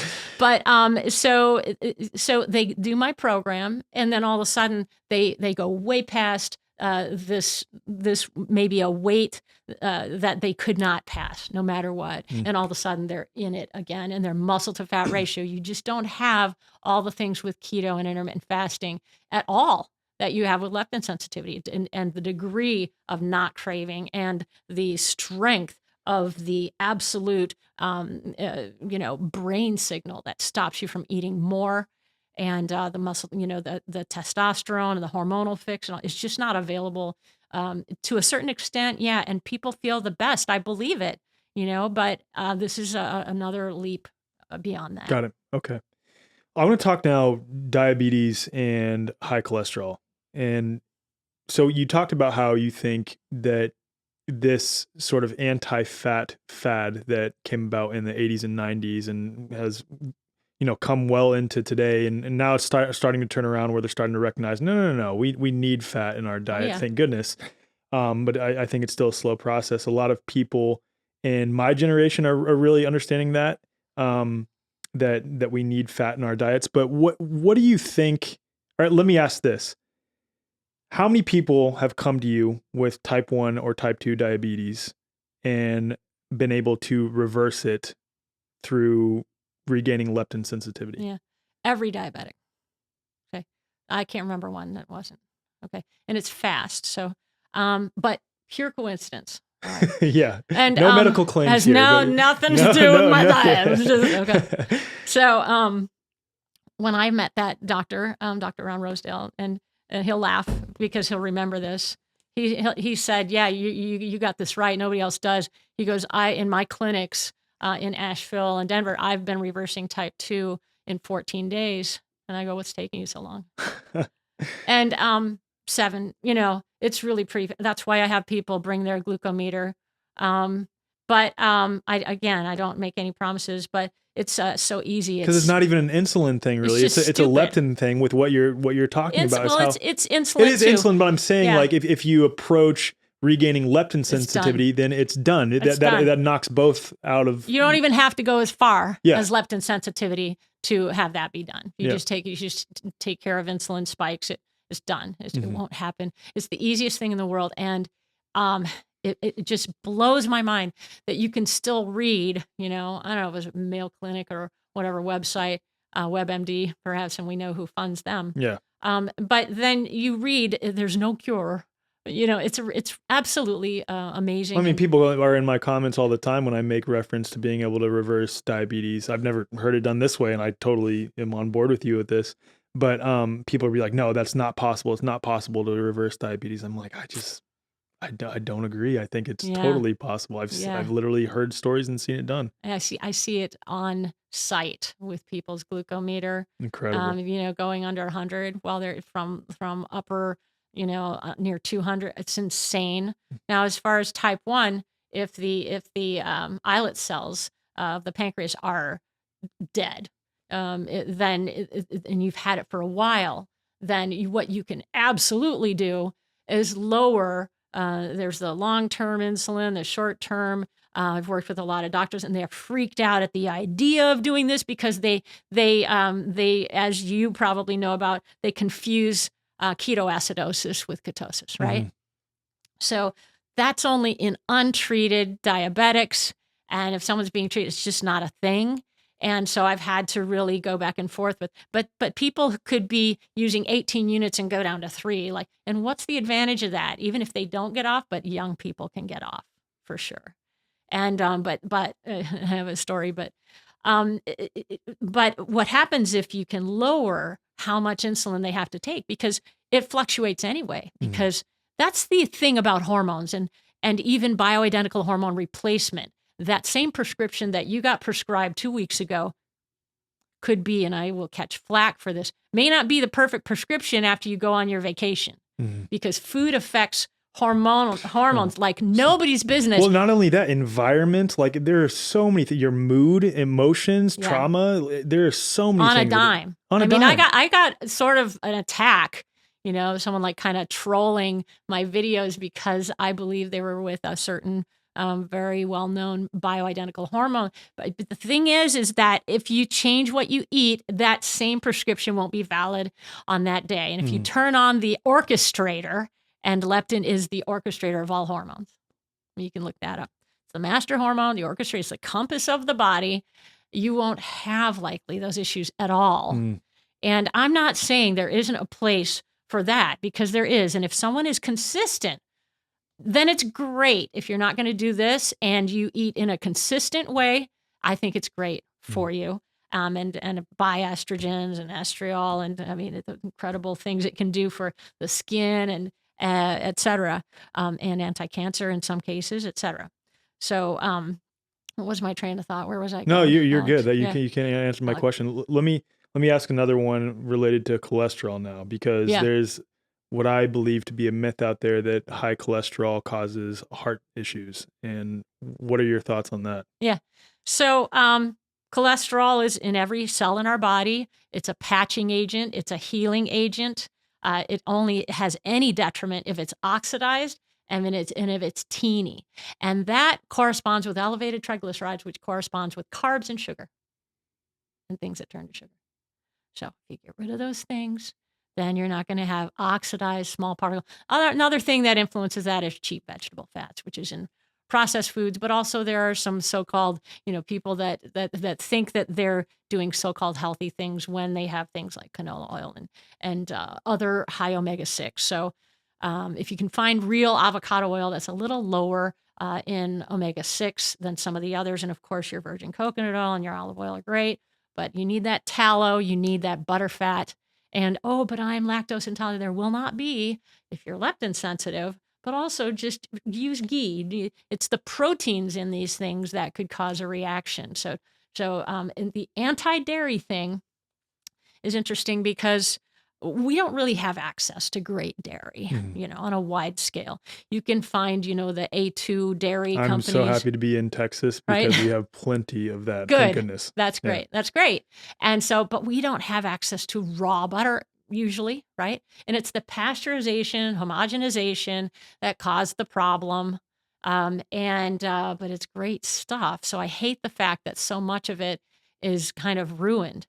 But again, once you turn on the body's ability to modulate immunity, you won't have autoimmune, and the upregulation in tissue repair is amazing for the gut with leptin sensitivity because it's upregulation of tissue repair. If you're an athlete, you don't have recovery. You can be brutal for hours, and I have different athletes doing this that say I don't even recover. I don't even limp around in the morning. I don't have my plantar fasciitis. That's just observation, no claims there. And that muscle to fat ratio thing is amazing. Let's continue on with this cholesterol train of thought here because, again, amongst, I don't want to say your generation, implying that you're like way older than me or anything like what that. Are you saying? But amongst your generation especially, there are so many people concerned with high cholesterol, and then they take these medications for cholesterol that, and men especially, then deplete their testosterone production. That's right. So that's right. Yeah. You need, LDL transports fat soluble nutrients. It makes hormones. It makes our libido. It makes our fertility. I don't know about you, but I see like a pattern. Anything that the government seems to recommend kind of affects fertility. Weird, right? Yeah, that's right. strange. Like the upside down food pyramid. Avoid fat, fluoridation, which harms the thyroid, which harms fertility. GMOs, you look at what happens with the animal's fertility, even with those. I even think real quick on GMOs, something that is severely overlooked. This is overlooked in all areas, but the metaphysical aspect of that, of something that is altered from what is naturally supposed to be, that absolutely metaphysically affects us too. It's like probably like the beginning of the transhumanist 100% agenda, right? Yeah. Changing and interfering with our genes. And, we won't go into that. And I loved my interview with you on my show, about what we've been going through in the last few years. But leptin, even they found, because you, in that wonderful testimony that you gave at the Kansas State Capitol, you talked about the two top problems that supposedly led to being more vulnerable to get COVID. And one was obesity. And we'll talk about the fear one too. But the obesity thing, there you can look up leptin and obesity and look up COVID, leptin, and obesity. And it said, might leptin be the culprit? Wow. And because with the obesity comes much more leptin and no leptin sensitivity. And even this foremost clinical expert agreed with me when I was looking at these studies. They were confusing outcomes because sometimes the researchers, you can forget to distinguish between leptin and leptin sensitivity or leptin functionality. Because once leptin is functioning, that means by definition that your leptin is low enough. Okay. So what leptin does is all of these incredible regulatory things once the lights are back on. It's like a compass that had a magnet on it most of your life, and you take the magnet off of it and suddenly it's like orienting and know where you are. But there are a lot of studies on COVID and because all those comorbidities. Now, when we talk about the fear thing, well, when fear, I think back to you talking about how you always had this inherent doom and gloom when you weren't in leptin sensitivity. And I never would have thought that it was largely biochemical, if not vastly biochemical. And at the very beginning, when I was in my own little world thinking, how am I ever going to get this secret to the world? Anytime that I would bring up the idea that my eating disorder was anything except emotional, it was met with disdain. And even the Overeaters Anonymous and Alcoholics Anonymous. You bring up supplements or you bring up any dietary changes, especially also supplements that might, stabilize you or feed your dopamine pathways like L-tyrosine or B6, which we just don't get enough of those things, is another reason to eat meat as well. And they're not allowed to talk about that approach. So it's got to be 12 step. It's got to be, and I even have, a very faithful client who was at one of my first programs. She just sent someone 12 years later. Her dad said, Goliath has been slain. I mean, she didn't have a period anymore for 4 years. They spent $35,000 at an eating disorder clinic. And all she learned at the eating disorder clinic, they give them 4 drugs when they walk in the door, sleeping pills, anti-reflux, antidepressant, and one other. And she calls it the zombie girls. And then they stand over you and they feed you the food pyramid, only the maximum serving of grains, 11 servings of grains a day. This is a restrictor, like an anorexia eating disorder clinic, one of the top, they say. My And goodness. their success rate is based on weight gain. And they give extra credit if they put hot fudge on their sundae. What the hell? 35,000 or something. And she goes home, cooks for herself the first time because it was always her stepmother. She don't let her in the kitchen. And she was left alone finally after that huge investment and just ate herself numb and was back where she started. And then she comes to my program and I looked her in the face and got 18 people there, Outer Banks, North Carolina. And I say the most politically incorrect thing to her. I lean forward and I go, did you know you're a fat storing machine? She goes like that. Do you want to know how to be a fat burning machine? And she goes, and I go, you're going to need to eat fat. Yeah. She was phobic of that. She had all this acne and her temperature was never normal. She couldn't sleep. And she goes home after this. She gets her period in a week and a half after 4 years. I have people having menopause reversals on the spot. I have many 1 year, 2 5-year, and a 7-year. Wow. And so her doctor, she goes and her pulse is normal. And she had put on a different kind of weight than she put on at the eating disorder clinic. That was inflammation weight. She goes, I call shapely fat. And for the first time, she couldn't, I took everyone's photos. And in the beginning, I did a makeover on everybody just because that was what I was known for. Yeah. That was my platform. Totally. Maybe I'll get them to come with a free makeover and photo shoot, right? And so she's a beautiful girl and she couldn't even stand to look at because she knew that she had escaped this thing that was represented in that photo. Wow. And her father wrote a handwritten full-page note saying Goliath has been slain. But she wrote up her story and she said at the eating disorder clinic, we did 12-step as well. And she said, and they made me believe that my faith was weak whenever I would binge and purge, that it was a weakness in my faith. Wow. And she said, I now know God didn't want us to suffer. And it's just done. It's been done. And I interviewed her 5 years later. She's now owns a fitness studio and looks amazing. And incredible. Never did that again. Can you share some of the other success stories you've had? Yeah, absolutely. So Janet is the first one that I worked with, and she had a heart attack in 2009.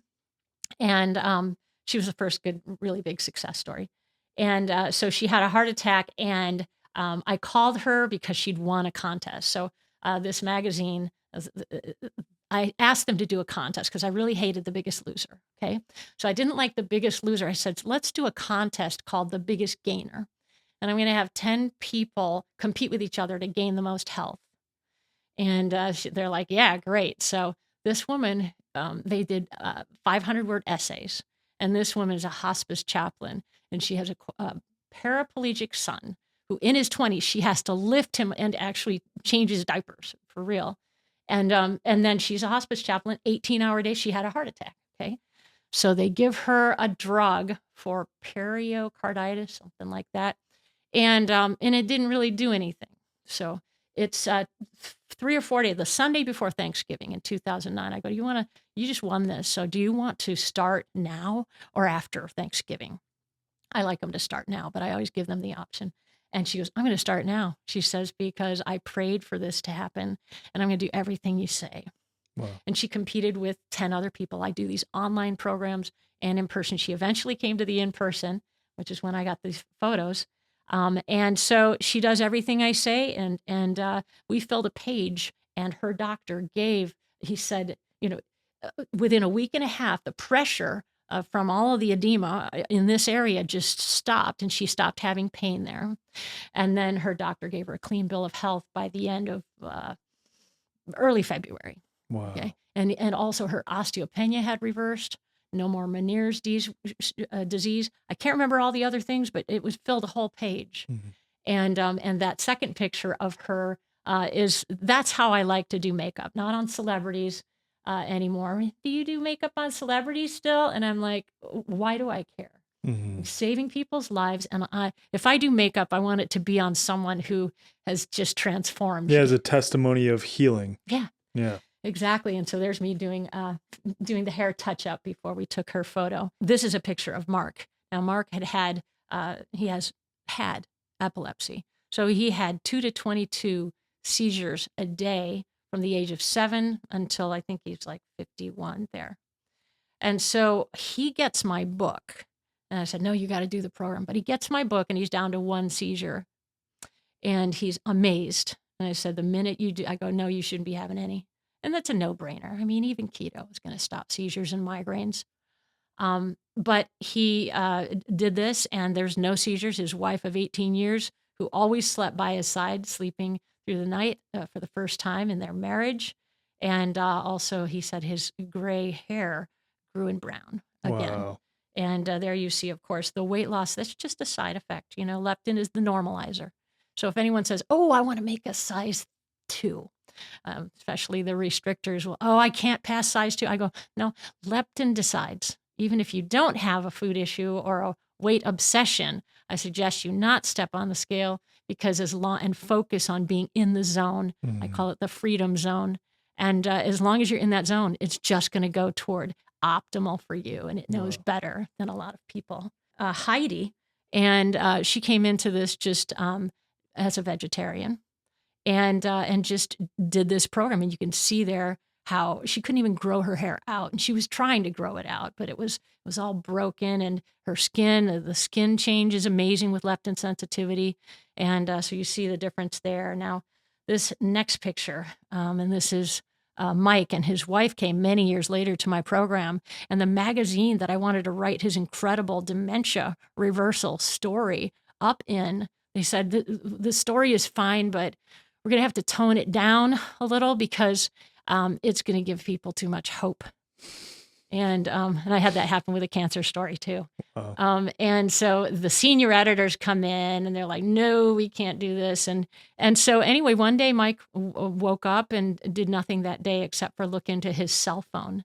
So he was just sitting there with his cell phone. And all of a sudden, he wasn't the grandpa that wanted to be on FaceTime with the kids. He wasn't interacting with people. And this went on literally for months. I don't know why it took them months to go to see a neurologist. Well, that neurologist happened to know about my program and over in Beaumont, Texas, actually. And he said, you got to do Cat James' program. And he was out of it just like really fast, like maybe as soon as he flipped into leptin sensitivity, but definitely under 2 weeks. And he was not only back into participating in life, but his son, who's standing there, he's a skeet shooter. So when this thing happened, he went from being a champion skeet shooter, Mike, down to like barely making any. And then all of a sudden he's even better than before. And he goes and he does the drywall and electricity in their garage and does things he never would have done. And his son said, I'm blown away, his son said. And the next picture there, Brittany, very similar to my story, eating disorder, no range of motion, infertility. This is incredible for fertility. And I've had many people, and with fibroids as well, come up to me and say we weren't supposed to be able to have kids. And that is the case with Brittany, and no more chewing her nails. And she just says this is how she can be a human. It's a very big deal. And in the next photo, I have a family who came to my London to Scotland program. And the child was given antibiotics at birth and had a head to, or a mouth to, body wide rash, basically. And so they worked with my online program until they showed up in London and to start this thing. And they couldn't get him to go all the way into leptin sensitivity. They got him very close, and it had huge impact just to get him close. And I had to work with him psychologically a little bit. And I work with a lot of children. And like I had one little girl who wouldn't eat anything except for the inside of a white loaf of bread. And so and so I get them to not be afraid of food and never throw out the baby with the bathwater, because kids, like, if they taste one little thing that they don't like, they'll say, no, I'm not doing any of it. So I have two of my own, so I know. Right? So I demonstrate to them. I go, okay, now this isn't going to taste good, okay, but I just want you to taste a little. And then they'll taste a little. I go, see how that taste yucky, right? I go, now I'm going to add some beauty sugar, or I'm going to add some Superman sugar, maybe if it's a boy. And then I show them flavorings, and I show them all these things they can add. And in front of a whole group of adults, this little boy created his own amazing version. I don't do almond butter. I don't do peanut butter. I don't do almond butter even. And that was many years, and everyone kept on spiking on that. And I didn't even use sesame. There's a special way that I do it, but it's a dead ringer for peanut butter. But I let him make it taste good, because it tastes kind of boring until you add that stuff. Once they understand that it's in their power to make it taste amazing, they get very excited about it. This child's personality, the rest of his rash, no more hitting his parents. I couldn't believe the day we were in our bus, heading north, and he said, the English countryside is so beautiful. And I go, did a 4-year-old just say that? It was crazy. And but anyway, his mother, 87 pounds down. Wow. And even when she got pregnant, she still didn't gain weight even when she got pregnant, because she was in the middle of losing that. But her diabetes gone. I don't even remember the diabetes part, because that's like a given. Okay? Yeah. And then you've seen that so consistently. Yeah. Every single time. Yeah. And they're like, oh yeah, I had diabetes too. And I go, yeah, well, yeah, of course. It's gone. But she was no longer having social anxiety. She goes, I am swimming in a pool at a neighborhood party with my son. I would never have gotten into a pool. And her husband, who worked for Costco, not laying down his head, not needing to jack himself up with coffee, or candy bars. And with men, and because he's a slim guy, and I'm always amused. So what happened to them? Oh, they're not taking seconds. They're not sleeping after dinner. They don't have autoimmune. They don't have adrenal issues. They're sleeping better. They don't have allergies, and they have way more energy. So it absolutely affects every shape and size. And so the next photo is my two, and they're very good friends, and I call him Wild Bill. He is like this farmer who also delivers mail just so he can talk to all the doctors. And he listened to my radio show for 10 years, found out I was coming to Tennessee. So he comes there. He's gotten rid of like 12 cancers. Okay? Wow. So he was using HESOP and Halon 925, that soy extract, and had all these skin. He was kind of a do-it-yourself kind of guy. And so I call him Wild Bill. And he would cut out like these sacks, and it was gross. I mean, he had a lot of gross things going on. Like his wife couldn't stand his breath for 40 years. Wow. And if he ate anything before he went to bed, she would sleep on the Davenport. And so I actually, controversially, the first time I had him make sure to eat a certain substance before bed, she said, I'm not sleeping in here. But it was one of the first times that he got through the whole night sleeping. So there's a controversial thing that I do that I found out with some of my restrictors brings on longer sleep, longer deep wave sleep. It doesn't work if you're not leptin sensitive. But it's amazing. So long story short, and the part 2 of this story where there was no more cancer, maybe 4 or 5 months after the program, because it was 40% down right after the in-person program, and then 90. And then for the last 4 or 5 years, they're like, they're too proud. I've had 5 prostate cancer stories, all coincidence. And those stories all ended with, well, it's insignificant now. Yeah. They don't say, you've been cured. Yeah. They don't say that. But there's no more. Especially if they don't go through chemo and radiation, Yes. they're not going to want to say that. Yes. Yeah. And the magazine said, we can't say the last part where it's, we can just say the part where his bone spurs were reabsorbed and is no more bad breath, no more reflux. He's feeling a lot better. No more shooting pain going up the stairs. He'd broken his neck twice and total return of sleep, including waking up in the same position. But when it came to the cancer part, and by the way, that tumor was gone. We can't say that. Wow.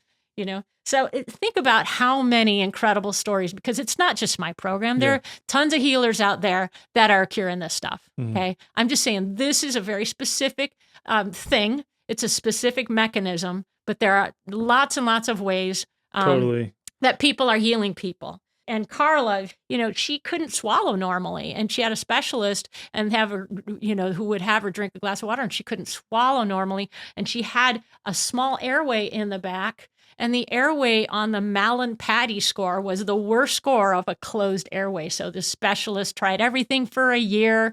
She said she was my one tough case. So I don't know how she found out about my program, but she started my program. And by the way, odd inability to swallow, you should go and get checked for thyroid cancer, because I actually think that's what her issue was.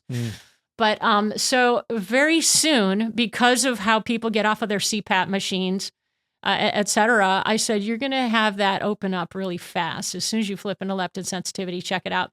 One day she flipped, and she's starting to have all the fluid loss, and she doesn't crave anymore. So she's just transforming.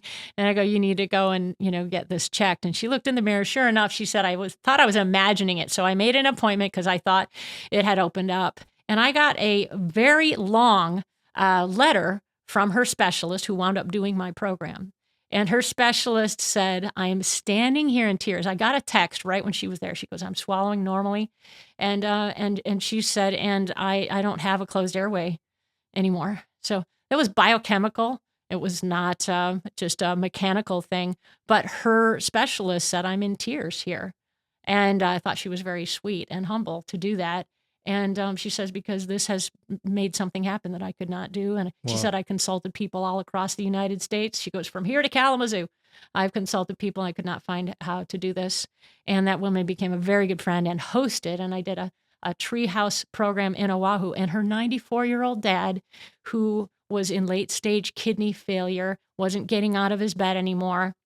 She was unbelievable at changing exactly and having him do my program. And we got him specific supplements, et cetera. He recovered and he walked again, and he came to that program, and her sister came and angered her doctor, whom after my program was angry that he had to take her off of certain meds and lower her thyroid hormone. He goes, what's going on with you? And even there, I said, bring that cuff, no more high blood pressure, all this. And she goes, the stuff, what do you mean? Why are you yelling at me when nothing you ever gave me worked? Yeah, why are you mad that I'm feeling better with... And there was a naturopath on Oahu that 3 of those people changed to. 3 of those locals just changed to that naturopath because they didn't want to hear this stuff. Jenna and Lisa they both had a reversal of their menopause. So, and the one on the left had liver pain from the time she arrived at the program. By Thursday, usually I start them, and Sunday, she said, I don't have any liver pain. She was also doing dairy. She goes, I would have run to the bathroom after eating that.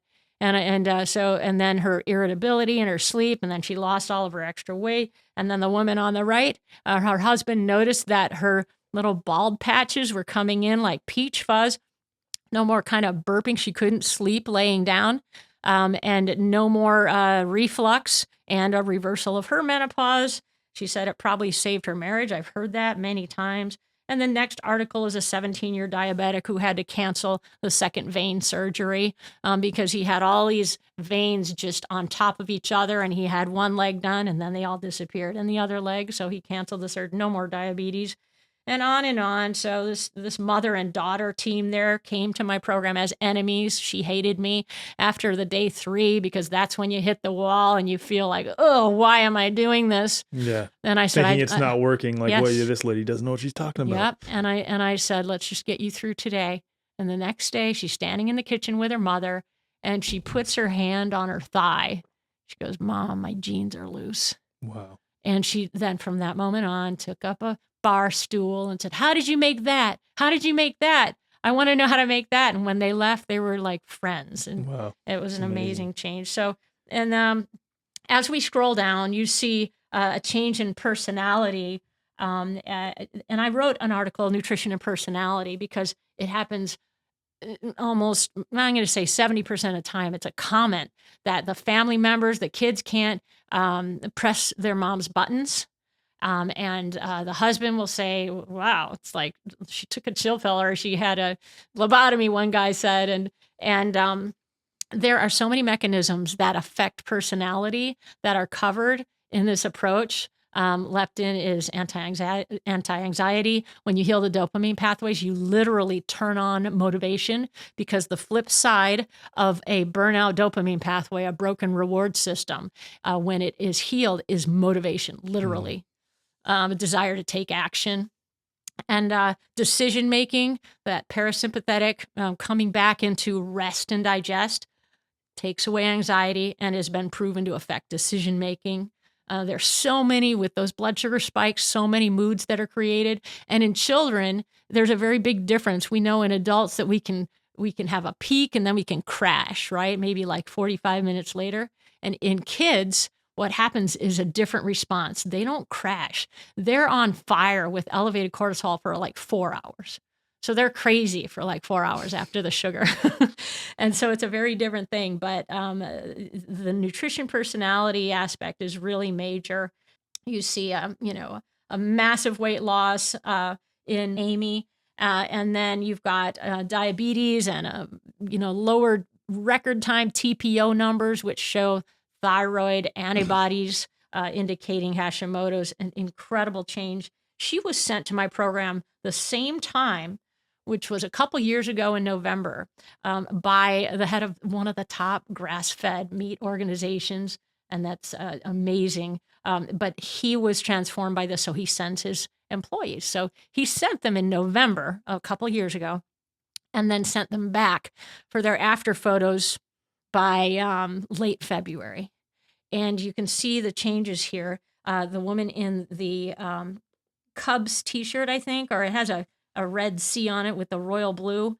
And there is when she came back and took her after photos. Now, she no longer had, and she shared this on my radio show, a bladder leakage, no more limping, no more knee pain, and of course, lost all of that weight. But it all comes with the same core symptoms of a clear head in the morning. You don't feel like you've got a big gravity thing. You're not clicking on the snooze, of your clock. And then this incredible deep wave sleep, mental clarity, and it just melts away mood issues. And then her coworker, Abby, she had swollen hands, thyroid issues. She was moody, many other issues. Oh, periods. Her periods were so bad that when that came about, she just had to not participate in life. And that is done. That's always done. And just a coincidence, just an observation. You have an anesthesiologist who came to my Costa Rica program, and I looked at her basketball shape and I said, "What was your trauma?" And she had a big time trauma with an ex-husband. Wow. And so she was very fat phobic. And I made her eat something which was detestable to her at the moment in front of the group, because every time I would bring up that we were going to bring these ratios up gradually, blah, blah, blah, she had this look on her face of just incredible disgust. And I thought, we got to get through this.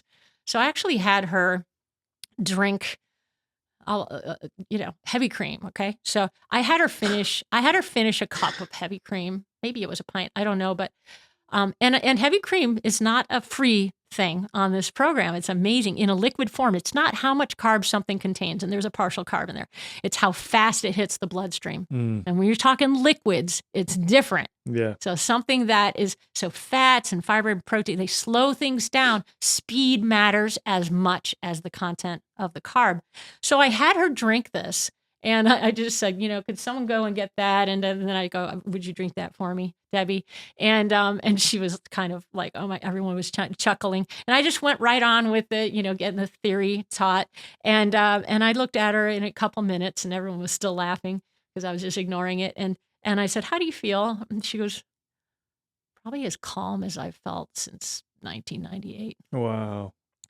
And I said, it's just not going to kill you. That's just my message there. And so if we can undo some of that, because that really matters, because if there's a strong ideology and phobia, Totally, the conditioning. Even after the program, they can revert back into that and start. And that's why I follow up with people to see if their ratios have reverted. Mhm. You're like, oh, I'm down to not waking up at all after waking up 4 or 5 times a Wow. night, and then now I'm waking up once or twice, and I go, no, that's a problem. Let's look at your logs because it won't come back. It doesn't revert.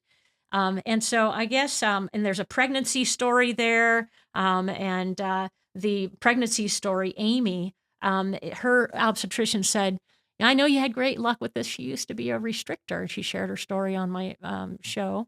And her doctor said, okay, you're pregnant a second time. Your first time didn't go well. I'm not comfortable with you not eating grains. Wow. And then I said, Amy called me in a panic. She wants me to eat the other way. She's afraid. I go, ask her if humans evolve with grains. And so the next phone call was, I'm coming to your St. Simon's Island program. So obviously she'd listened to her doctor for a little, felt like crud.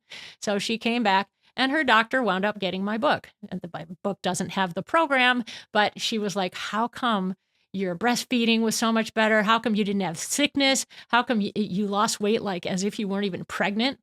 Wow. And she just had an amazing, so these practitioners are like, what's happening? And there's another picture on a boat thing.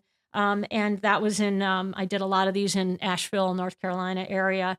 And the woman on the far left had an internal bag. She had a botched colonoscopy at Mayo Clinic. And so they had to put an internal bag in her, but she didn't come to my program for herself. She came for her daughter, who's sitting right next to her.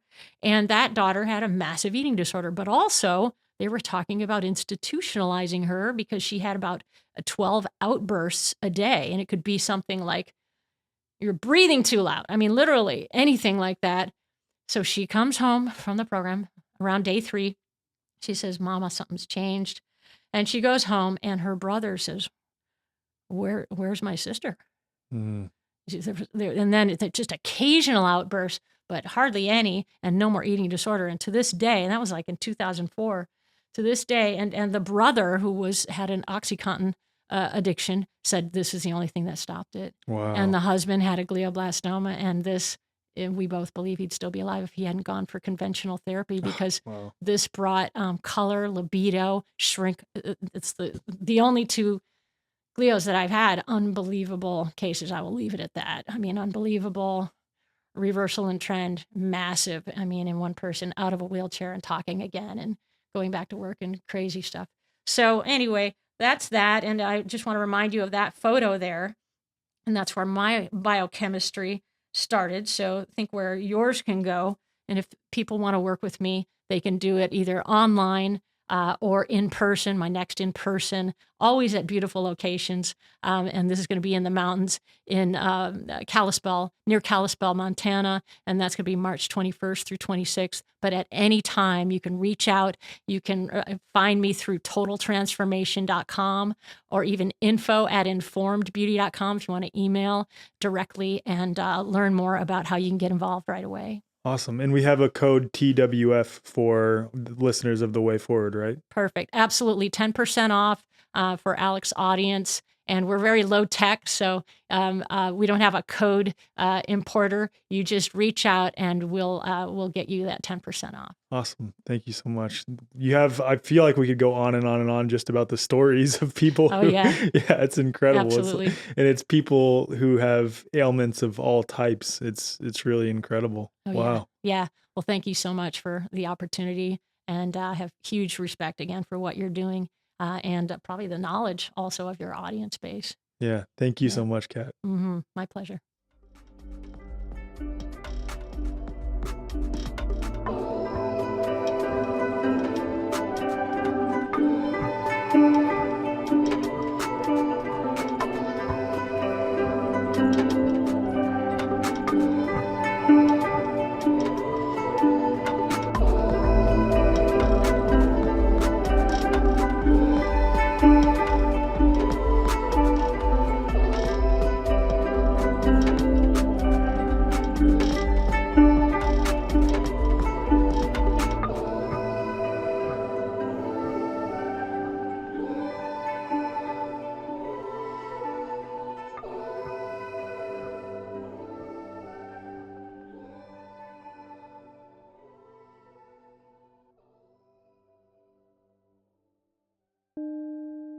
So many of us dream of buying some land, growing our own food, and becoming self-sufficient away from a society that's gone completely mad. What if it's easier than we think to make that dream a reality? Siblings Jamie and Shelby over at Living the Off-Grid Dream have cracked the code to getting land and living a life of freedom. They'll show you where to find land for $1 down. That's right, $1 down, with low monthly payments, as well as how to structure your vision for a homestead, retreat center, regenerative farm, or community. It's one thing to have food, water, and land security, but it's an entirely different thing to have the financial security to buy the land and build it out in a way that aligns with your goals and aspirations. Their program teaches you how to make enough money on your land to cover all of your costs to make that happen. Plus, they've got you covered with pre-filled out plans to give you inspiration if you're not quite sure what your best move for your land is. And if you're a member of The Way Forward, you get a free one-on-one strategy call with Jamie and Shelby, as well as a free bonus gift. If you want to turn your homesteading, off-grid, or retreat center dreams into a reality, join Living the Off-Grid Dream by clicking the link in the show notes or heading to thewayforward.com/offgrid. In nearly all cases with modern health systems, you're waiting months for appointments only to spend a mere 10 minutes with a doctor who quickly hands out a generic diagnosis that is likely rooted in a total misunderstanding of health and causes, and then you're offered a one-size-fits-all medication or invasive treatments with unpleasant side effects. If this sounds all too familiar, consider a different approach with the New Biology Clinic, founded by Dr. Tom Cowan, a respected natural health doctor, author, and speaker. Dr. Cowan's holistic perspective on health and wellness and a deep understanding of the true nature of health and disease sets this clinic apart. With the New Biology Clinic, it's not about quick fixes and suppressing symptoms. The practitioners take time to understand your unique story, recognizing that health is unique to the individual and that illnesses have a variety of causes, physically and metaphysically. Members of the New Biology Clinic enjoy a flat monthly fee that includes a range of valuable services like health consults as needed, practitioner-led live streams on diverse health topics, access to a members-only resource library, and multiple live group sessions every month. These sessions cover fitness, breathing integration, biofield tuning, guided meditation, EFT tapping, and much more. Unlike traditional healthcare systems that thrive on frequent visits, prescriptions, treatments, and suppressing symptoms, the New Biology Clinic's motivation is to make you healthy and keep you that way. Visit newbiologyclinic.com to learn more and use code THEWAYFORWARD for $50 off your account activation. If you're a member of The Way Forward, email hello@thewayforward.com to receive $150 off your account activation. Your journey to genuine healing begins here.